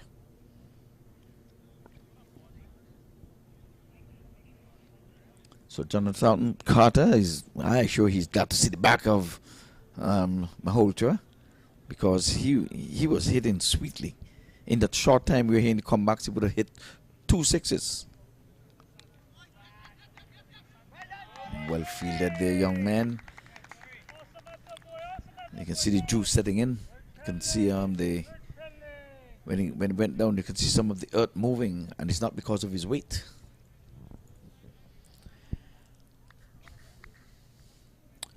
So one legal delivery left in this over. The 15th over, Carter, man called upon to get this run rate going further than 9. Oh, this is a full toss. It's going to be a no ball. And again, I think the Drew is coming into play. That one really slipped from his grasp. And that's one of the reasons why the Punjab Blues would have won the toss and elected to field first, knowing that when the Drew sets in, ball is going to be slipping from the grasp of these players. It was a slow delivery attempted, tried to roll the fingers over the ball, and it came out wrong. So free hit is an offer. With one legal delivery left. So Carter has got to come good with this one because the batter could not be out anyway where the bowler would get credit. So if you bowled him neck and crop, he'll just be a dot ball. Here he comes over the wicket. And he's flicking this one nicely, but he's going to go straight to the backward square leg. Got there in a hurry. The batters can only get one from that free hit. So a lot would now depend on Johar. He has been there for a while, 32 of 27. So let's have a look at this here now, Ivor. 5 overs to go and 47 runs required, is it? Yes, in that ballpark. 47 runs required of 5 overs. It should not be a difficult task. These days in T20 cricket, that's 9 runs and over. Once you have wickets in hand, you should get that. Yes, that's what I'm saying. 12 runs coming from that over. Carter's first over was 9 runs, so he got a little expensive. But he got the prize wicket of Malhotra. Yeah, that was the big wicket, because if Malhotra had stayed there for any length of time again, I think this game would have been over before the 20. They're asking about the ball. Maybe it's discolored. Yep. I think the batter is saying I can't see it. It's getting a little dark. They might very well have to change it. The night dew has set in. Maybe it's a good time to get some real estate going here on the big screen. So we'll turn to our main guy, Roddy.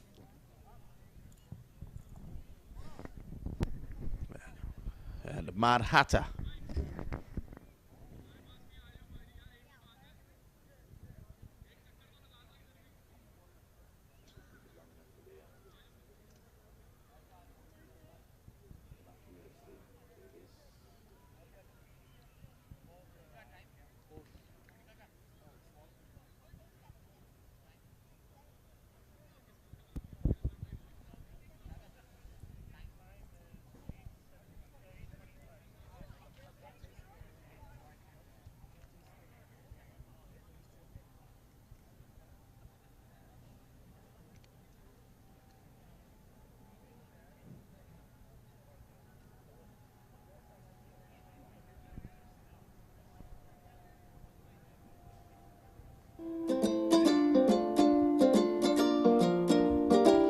If you're looking for dream house and you want to buy, sell, or rent, look no further than the MAQ Group. And for more information, you can visit the MAQgroup.com on the World Wide Web.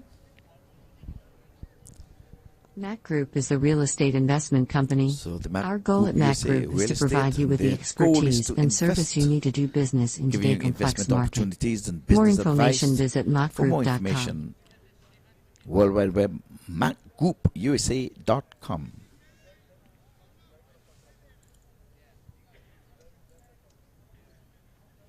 Well, you're not missing in cricket because they're trying to get a replacement ball, one of similar wear. Indeed, not of similar color, because I think the ball would have been discolored, and I think that has been sorted out now. Box ball came out, and I think everyone's satisfied now. Batters, bowlers, umpires, even the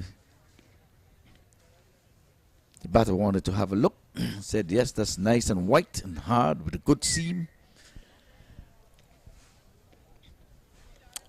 Trying to get to 166. That's the Punjab Blues, having sent in the SAMP Army to bat earlier in the evening.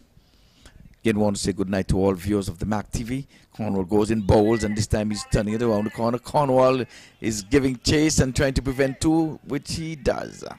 It's a joy to see Cornwall preventing two, failing to his own bowling. So that was played with soft hand around the corner. 120 comes up on the board for the loss of some 4 wickets. We are into over number 16.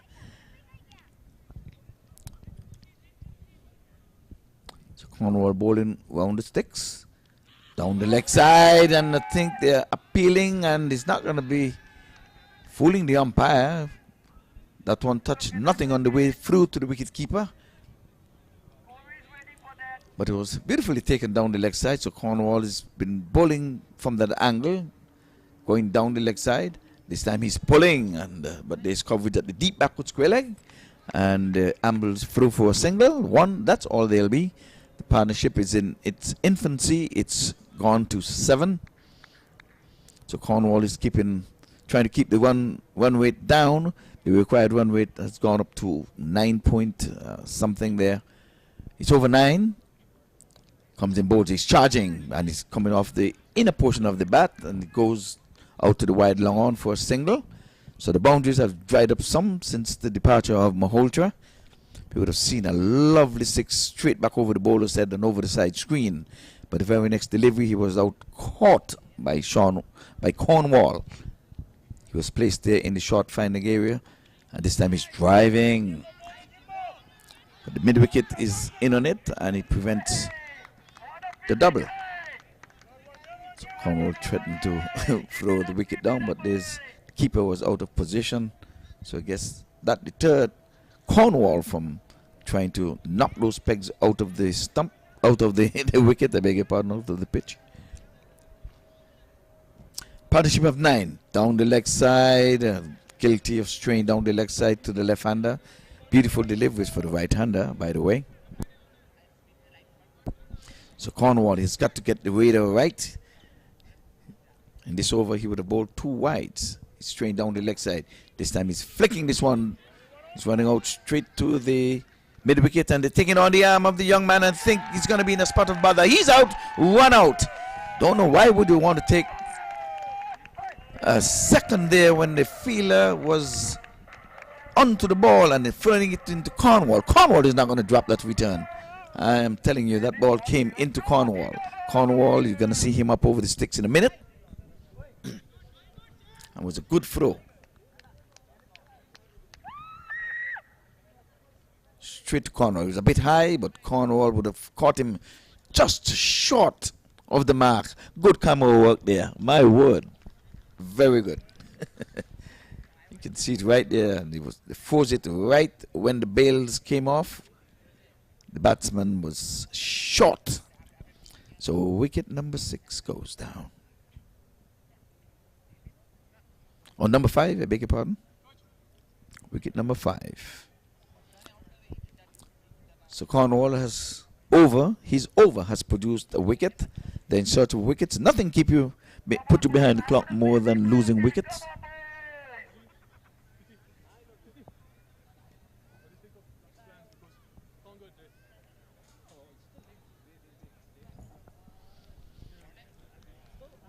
So it seemed like a very long over because we had a ball change in this over. This time he's asking a question to the umpire, but that one clearly drifting down the leg side. He's been angling it from outside off, going down the leg side to the southpaw. At the end of 16, 126 for 5. The target 166. Ashley Nurse has made his way out to the middle, and he's partnering Jawisura, who is on 5 from 6. So 2 relatively new batters at the crease. There's some work yet to be done. With proper batting, they can get there. Punjab Blues would have won their match. They have played 1, won 1. SAMP Army has played 2 and have won 2.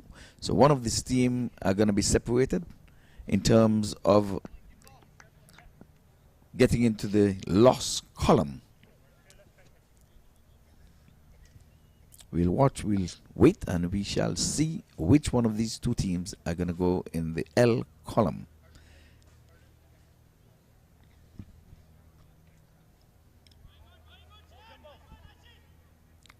So the required run rate now has gone on to 10. And like we said, the SAMP army is going to try to push that as high as they possibly can.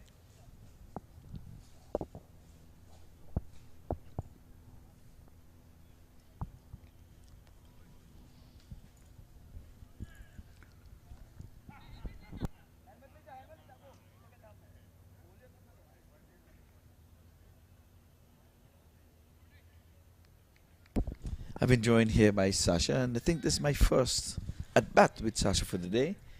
On the fourth day, of course, the night and the day shouldn't have gone without we worked together. Exactly. You're very right. And last 4 overs of day 4. We're going to bring down the curtains. Yeah, that's a long last over. Yes, they had a ball change in that over. Well, you well, come back down the leg side, and wayward delivery taken nicely there by the wicketkeeper. Yeah, it was wide called by the umpire, and not the start Corny Dry would have wanted. The required run rate 9.8, current is 7.9, so not too far off, but still a way for the Punjab Blues to go. Yes, with only 5 wickets down, they should be able to, you know, take this home. But the thing about it is that 2 relatively new batsmen are in. There's not a set batsman in at this time, so they've got to work their way into the condition. Down the leg side again, wayward delivery. You're giving it away, youngster. Corny Dry, he has dried up the good deliveries and he has gone into the leg side. There's something down there that he likes, but the team has been credited for those wayward deliveries. Yeah, Corny Dry bowled tightly in his first 2 overs. I think just 14 from them, and the wicket as well. But already 2 wides in his 3rd over, and no legal deliveries being bowled yet. Naughty, he has got to get the radar right. They're good length deliveries, but the direction is what is causing a worry. This time he's flicking this one off the pads, and they're thinking 2, but remembering the attempted 2 brought the downfall of the last batter. Yeah, playing it safe that time, just the single from it. And the Punjab Blues, 129 for 5 of 16.1 overs. Remember, the target they need to reach, 166 for the win. The batters come together, working their strategies, but it's only one way to go, sir. You have got to get the runs on the board, but they've been ably assisted by Corny Dry. Yeah, I wonder what they were strategizing there. As you say, both of them fairly new to the crease. Jai Surya, the slightly more experienced batter, having faced 6 balls. Ashley Nurse having only faced 1. I think they're trying to say, well, we had 2 extra deliveries so far in this over. Let's not try to get a dot ball. Let's see what happens. Corny Dry running in here. And there was a big swing there from Jai Surya, but hits it straight into his foot, I would have thought, and managed to get a single off it. But wasn't the most elegant of shots there. Yes, he was playing an aggressive shot. He was trying to go for glory.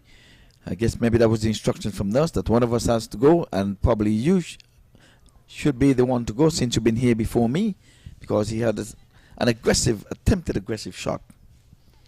130 for 5 now, Punjab Blues.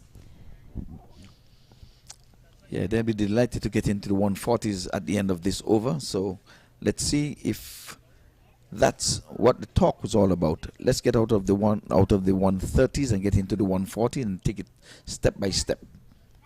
Dry would have other ideas though. Down the leg side again, but this time he cannons into the pad. He was saved there. You're going to be throwing this one for the run out. There was no one in view of the was on camera, so I think they would have probably gotten some over throws if that ball did not cannon into the batter. Yeah, and as much as they probably could have thought about running a 2 there, it's still a live ball. They thought, no, we'll be sportsmen here and just stick to the 1 and play it safe this time. Yeah, I guess to say in the spirit of the game, it came off me, and they can't appeal for obstruction because the ball was cannon into me. I did not obstruct the fielding team, and all that ends well. Oh, here it is, here it is. Jaya Surya moved very early there, and Corny Dry saw him do it and bowled perfectly to stop him from, I think he was attempting the scoop shot. Yes, one of your favourites. Yeah, bowled it wide there and prevented the batsman from playing the attempted shot. And if he doesn't mind me saying so, he looked a little bit foolish standing there. Yes. With the bat in between his legs. It always comes off looking foolish when you miss. But when you get it on, it always looks sweet. 5 from the over so far. Corny Dry running in here and played onto the offside for a single. Yes, a very, very long over because of those extras in terms of wide going down the leg side. So it seems as if we're going to be here for a very, very long time. The run rate has crept up to over 10. Yeah, important for the Punjab Blues to get a few runs off this last ball from Corny Dry if they want to stay in the game. Yes, and Ashley Nurse on strike, which I'm sure was the plan. Make sure you keep to target. Yes, they need a boundary here. They need a boundary at least. Keep hopes alive. They're not out of it by any means, but you know, a boundary here would really set up things for the next over number 18. That ball came up at Ashley Nurse. Looked like it hit him on the thigh pad, and not a wide obviously as the player was in the way of the ball, but no run from it, and that was a good end to the over from Corny Dry after, as you say, the first 2 deliveries which were both wide balls. Yes, 8 balls, but only 6 runs coming from that over. So the run rate is going to be pushed further up. So 2 dots in that over, believe it or not. So that compensated for the 2 wides that he would have bowled. Came up with 2 dots. 2 batters are meeting in the middle again, and they're not waiting for instructions that would normally come in message in a bottle on the field. They're taking matters into their own hands. There was no message sent out, so apparently Nurse, an old campaigner, he would have played for the West Indies for quite a long time, an off spinner out of the Pimsha, Barbados. I guess he has got to wheel the willow instead of the ball. He bowled beautifully when his turn, when he bowled in the first inning. 34 to win from just 18 deliveries. Now this over is going to tell the tale, I would think. Netravalka, 1 for 20 off his 3 overs, comes in to bowl out here. As you said, 34 to win. This needs to be a big over from the Punjab Blues.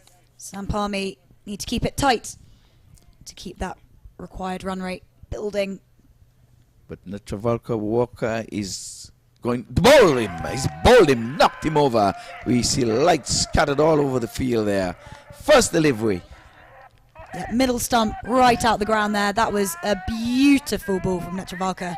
And as we were saying before, they need to keep it tight, and a wicket is the tightest it can get at this stage of the game and any stage of the game. That is a lovely delivery. Top of middle stump, sends it cartwheeling down towards the wicket keeper. Yeah, there was no doubt in that. As Lenny Archibald was saying, he would have witnessed the ball hitting the sticks and the bails are not falling off. But this time these guys are hitting the sticks with some venom, saying these bails have to move because I'm going to rearrange those sticks. Yeah, the classic chant, send those bails to Wales. Yes, I like that. In England. I should say the classic one in England. But it's okay, the rhyme is nice. Send the bails to Wales. Yeah, very good. A long way from Florida here to send those bails to Wales, but those bails did go flying. Yeah, and Ashton Nurse, disgusted with that wicket, losing his partner, he slammed the bat into his pads as to say, oh my, what did you do, young man? That's not what the doctor ordered, because Nurse would have spoken to him, or they would have spoken to each other before the over started. And I guess Nurse is saying that was not the plan. Yeah, required run rate has pushed up to 12 now. 34 to win off 17 balls. And Kanjigi, the new man to the crease. Yeah, it's getting harder by the minute. It's a change of ball. It's brighter. It's perhaps even harder. We're into over number 18. A wicket for the young man, Nacho Walker.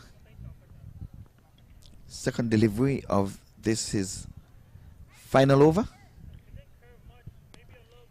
Batsman is covering up and scampered through for a single. They're going to need much more than that. Yeah, they're going to need a lot more than just a single. They currently need 2 a ball, and that's going to be even more than 2 a ball after just that single. So a boundary here is essential for the Punjab Blues to stay in the game.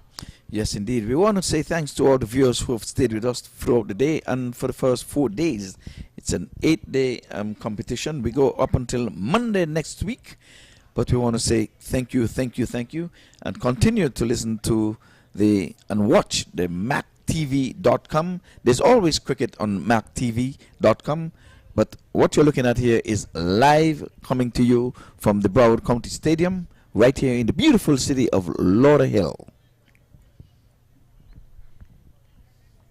And Netravalka sets up for ball number 3 of his final over. Running into Ashley Nurse, who swipes that. And it's going to fall just in front of the fielder. Running in from the boundary rope. And again, just the single. Yes, the trap is set there. The man was stationed in the cow corner. There's a mid-wicket, there's a cow corner, and there's a long on. And now for the new batter, they would remove that cow corner fielder and trying to get the single. They're trying to keep Nurse off strike. That's the strategy. They're closing in the infield. So they're cutting out that single in the onside. Let's see. He's hitting this one in the air. There's a man down there. He's trying to get onto it. And I think he had it in his hands and it's just plopped out as he gets to his knees. yes, I'm sure we'll get a chance to see that again. But he's had a long way to get in there. He did really well to get there. Did really well to get in there, I can tell you. Let's look at it on the screen. That's gone a long way in the air. And as we can see, falling down here. No. Dropped just before he got there. He was one step too slow. Yeah, he did really well to stop that, because sometimes the ball can just go straight under you if you're diving forward. Exactly, and cannon into the boundary ropes. This time he's going after him again, but there's a cover sweeper, and they can only get 1 for that. He's looking at over towards here. Sent back wisely by Ashley Nurse. Ashley Nurse wants to stay on strike. He said, no worries, man. I want to take this matter in my own hand. You just came, even though you're on 4 from 3. I've been here before you. I've already received 4 balls. You only received 3 balls. I'm the senior man here. Yeah, turning down that extra run there is going to mean that Ashley Nurse really does need to get a boundary with this ball. 29 from 13. That's the equation. Trying to get to 166. It's 137 for 6. Last legal delivery. And this will be of his spell. The Valtra Walker. This time he's turning it around the corner. Not getting much wood in it, but maybe the plan would have worked for him to get on strike for the penultimate over. Number 18 is done and dusted. 28 to win from 12. Your prediction? It's getting tough now. If I were a betting woman, I would put my money on SAMP Army to win at the moment. And as a reminder, the SAMP Army lost the toss. The first toss they lost at the moment. You notice I just wrote something down there, right? You did. It's the first time in my entire life, while commentating, I would have heard, if I was a betting woman. There you go. Yes, I'm telling you, there's always a first, so noted. I think, in my opinion, 28 off 12 is not impossible, but it's looking pretty tough at the moment. The bowlers are getting kudos. They are bowling tightly and preventing the boundaries. I can't remember the last time there was a boundary. Yeah, that is true. And, well, Connie Dry is going to be bowling his last over, and he too is just going for just over 6.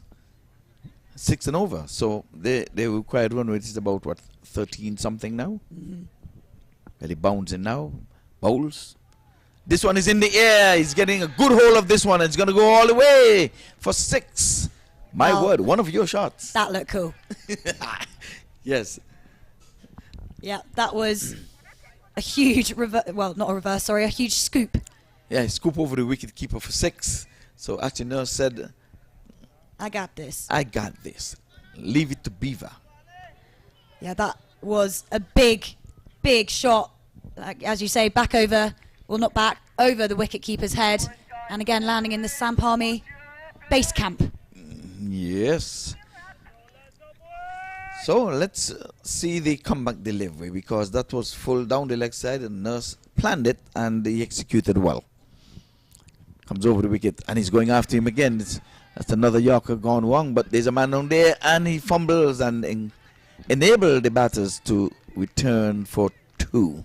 Yeah, quick running there, and they put the pressure on the fielder to get the ball back, and I think he just took his eyes off the ball just to see if they were going to try for the 2, and that led to the fumble, which sadly led to the 2 anyway. Yes, indeed. Well, Nurse. I was going to wait till the end of the over, and then I will give you an update on the Ashes.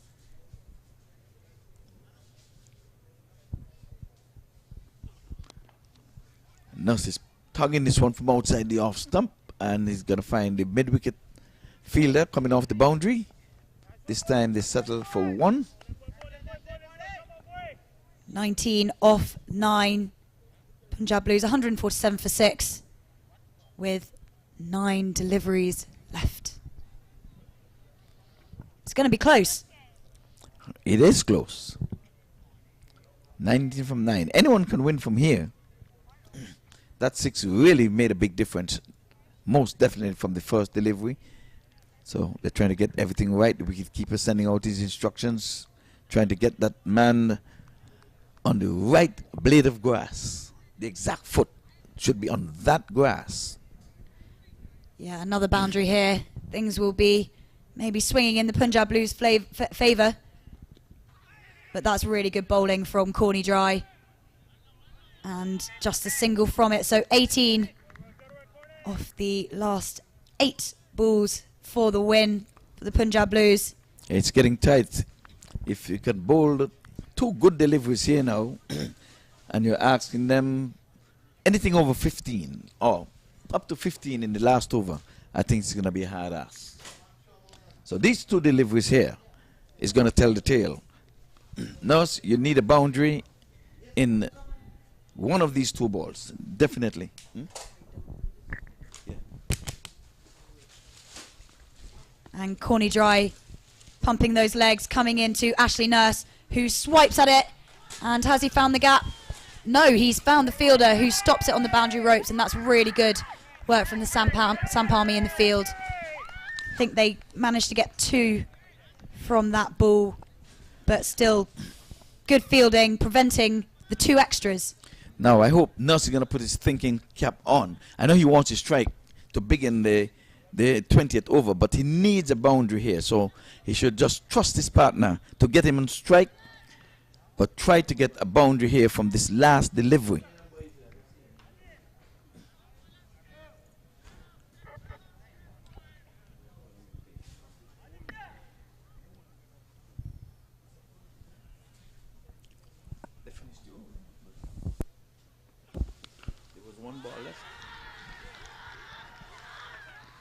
And Kenjigi has found the gap, and that's a lovely shot for 4. Really nicely played there, and exactly what the Punjab Blues needed before going into the final over. And I believe that's going to be 12 off the last over needed, and that's really making it interesting. And as I promised, an update on the Ashes. England managed to bowl Australia out for 425. You said that very softly. Could you say that again? No. And England back into bat, in fact. Second inning. And off the first 5 overs, they've got 14 runs. So Burns manages to survive getting a king pair at the Gabba, and going along nicely after the first 5 overs, I'd like to think. We'll keep you updated tomorrow with England's incredible batting innings, I'm sure. I say far too confidently. Well, let us see who's going to be holding their nerves here, because they've entrusted Jonathan Carter to keep the last over within 12 runs. Can we see a super over? You know what? Out of all the games, this one's looking the most likely that we might see a super over. Okay, it depends on the first delivery here now. I think that these two batters have got to work things out. They need 12 runs. They're going to need a boundary somewhere along the way. 2 boundaries will really do them well, especially up front. False start there for Jonathan Carter. Yeah, he's asking, the keeper is asking if you want me to stand up to the stumps, and he said, no, you stay back. He's driving, driving for 1. So good start there, Jonathan Carter. They're going to be trying to avoid the boundaries. So now the mid-off goes back to long off for Nurse. So the boundary riders are going to be deep backward square leg, deep mid-wicket, long on, long off, and the cover sweeper. That seemed to be conventional. And the infielders on the wing, I think someone is saying we'll prefer to have the cover sweeper a bit straighter.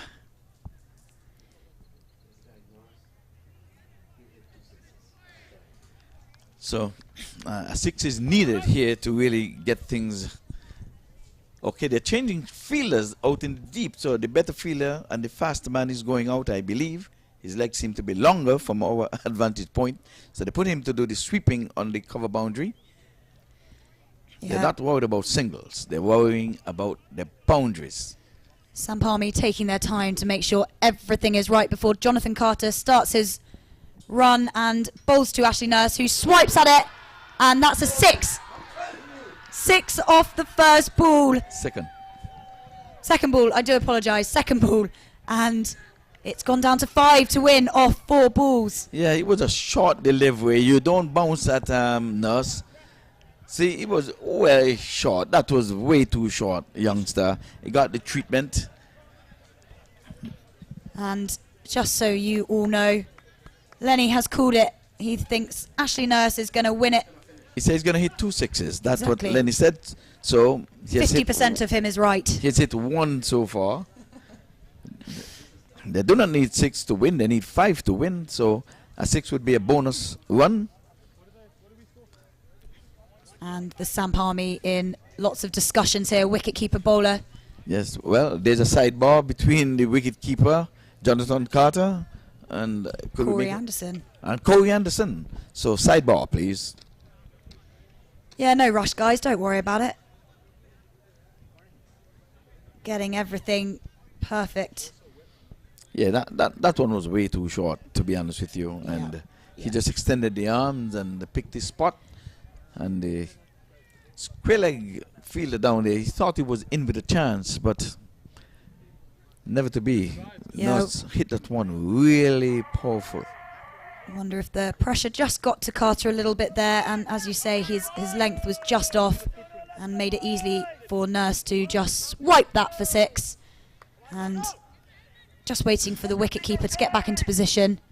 He is calling for a helmet. I think he's going to come up to the stumps here. Helmet is coming on for the wicketkeeper. Yeah, that's what the wicketkeeper was asking Jonathan Carter. He said, should I come up to the stumps? Carter said, no, stay back. But sometimes you need to do that to keep the batter honest, because I guess Nurse is charging down, so now he has to stay within his crease. Jonathan Carter, under pressure. SAMP Army would have won their first 2 games. Punjab Blues would have won their first game. They're trying to get the second win. And here comes Carter, bounding up, bowling to Nurse, and Nurse gets it away for a 4. And they think, oh no, he said 6, but I thought that was a 4. Hang on a minute. That's 4 runs. It's 4 runs, and no, 4 runs has been given, and the Punjab Blues are going to have to run back off the field because they still need 1 to win. Off you go, boys. Hang on a minute. Go on. Yes, the game is tied. A tie is not a win. No, I think the Punjab Blues got really excited by that shot, thinking it was a 6, but... But we've come to the point in the game where I have to ask you this very, very serious question. 1 to win, 3 balls to win. If you're a betting person, who do you think will win? Where would you put your money? Well, Which one of the I want to teams? join in the celebrations. That looks really fun. Let's do that again. I reckon Punjab Blues for the win. And we're going to have a deja vu with the celebrations. That's my call right here, right now. Okay, 1 to win, 3 balls. Let's go. 3 dots on the trot. The game is tied. Carter, Fountain, bowls to Nurse, and he turns around the corner. And trouble. No. Oh, this is getting exciting. So is he going to come down to the wire? 2 balls, 1. Could we see a super over? Are we in for a first super over in this, the 13th edition of this, the US Open? Ashley Nurse just needs to nudge it away for a single. And as you can see now, all the men up close trying to prevent it. Doesn't matter if they get a boundary, they're going to win. They just need the single. So men up in the inner ring. And Jonathan Carter at the top of his run-up. Well, they're going to send out the deep backward square leg because an out would be a dot ball if he would swing in that direction and get caught. So we have 2 men out. That's the long on, and he's coming more in the cow corner region. So Carter it is with the Stamp Army on his back. And this time he's pulling for 6. And you would have called it. In this over, he's going to hit 2 6s. Lenny Archibald said that Nurse is going to hit 2 6s in this over. So said. So it was done. And as you can see, deja vu, Punjab Blues running on to celebrate with the batters. And a well-deserved win there. We thought they were a little bit behind the run rate, and they were at some point, but big hits from both Ashley Nurse. Oh, well, mostly from Ashley Nurse. He's on 35 undefeated off 14 deliveries. So big shots from Ashley Nurse. Big win as well. Yeah, they won with 1 ball to spare. Came down to the wire. And I'll let Ivor take you through the batting card. Yes, indeed. Aside Abdullah, he got 48, 2 short of a 50. And we had 34 from Bohar Johar. And Malhotra, disappointingly, got out for 24 when he was on the rampage. And Ashley Nurse not out, the impact player, maybe the player of the game, 35 from 14. I think that Vinod and yourself would have a task in picking the player of the match, but I think he's the impact player. Nurse would have bowled well, and to win it, he took it on his shoulders and decided, I will take this home easy peasy. I have to say, well done. And in the bowling column, we have 2 wickets for Nachavalkar. He got 2 for 26. 1 wicket for Dry, Patel, and Jonathan Carter. We had 7 extras along the way, 171 for 6. Well done. So Punjab Blues 2 from 2 now, and prevented the SAMP Army from going 3 from 3. They're 2 from 3. And what a game. And that takes us to the end of day 4. We've seen 3 incredible games today, and from all of us here in the commentary box, we're going to say goodnight and pass you down to Vinod and Uber, who are going to be presenting the Man of the Match award. We'll see you tomorrow. Yes, good night, everyone, from the Combox, Sasha and Ivor Henry. If you're driving, drive safely, get home safely. Thanks for watching. Good night.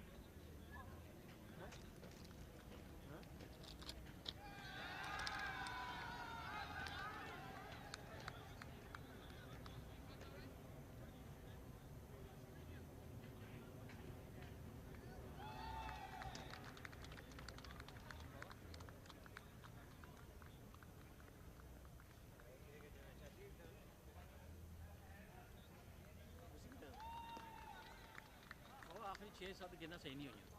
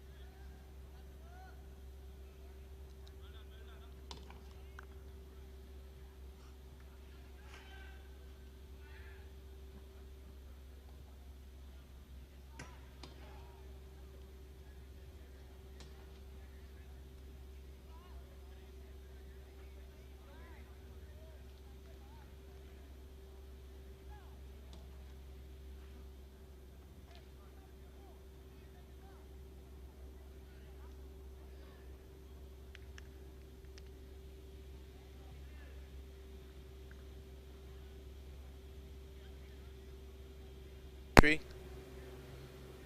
1, 2, 3.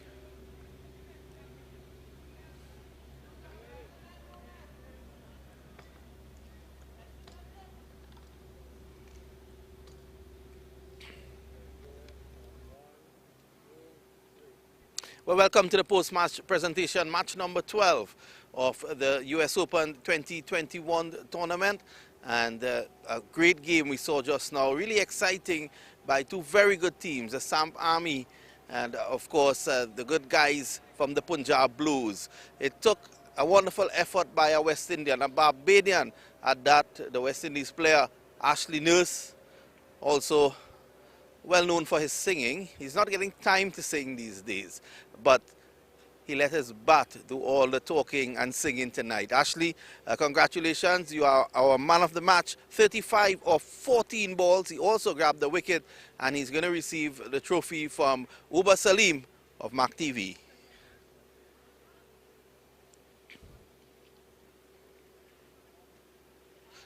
Well, Ashley, you're still hitting them well. Yeah, first of all, thanks, first and foremost. Yeah, I still do some range in the nets and stuff like that. Still working on my game. Just the team expected me to finish the game, and that's what I did. Yeah, 35, 14 balls must give you some confidence moving forward. Yeah, most definitely. I mean, we have a really good team. We gelled well together. We only came on Monday, but the way the guys are living together and stuff like that is really commendable. So I just want to think, obviously, we are the underdogs and want to expect us to beat any big team. So we just want to play each game at a time and just keep racking up those results. Underdogs. I just put you all with the top 4 teams. Amongst the top 4, the Punjab Blues, the US All-Stars, of course, Cavaliers, Somerset Cavaliers and SAMP Army, and you've got past SAMP Army. Yeah, obviously we came into this game as the underdogs. I mean, SAMP Army is a really good team, very strong team, and they had the run-ins, they had the momentum coming into this game. So we were the underdog for sure in this one, but we showed that we are forced to reckon with. Before I leave, I must congratulate you on Barbados becoming a republic now. Thanks very much. Well, that's it from the presentation area. Congratulations again to Punjab Blues and also Ashley Nurse.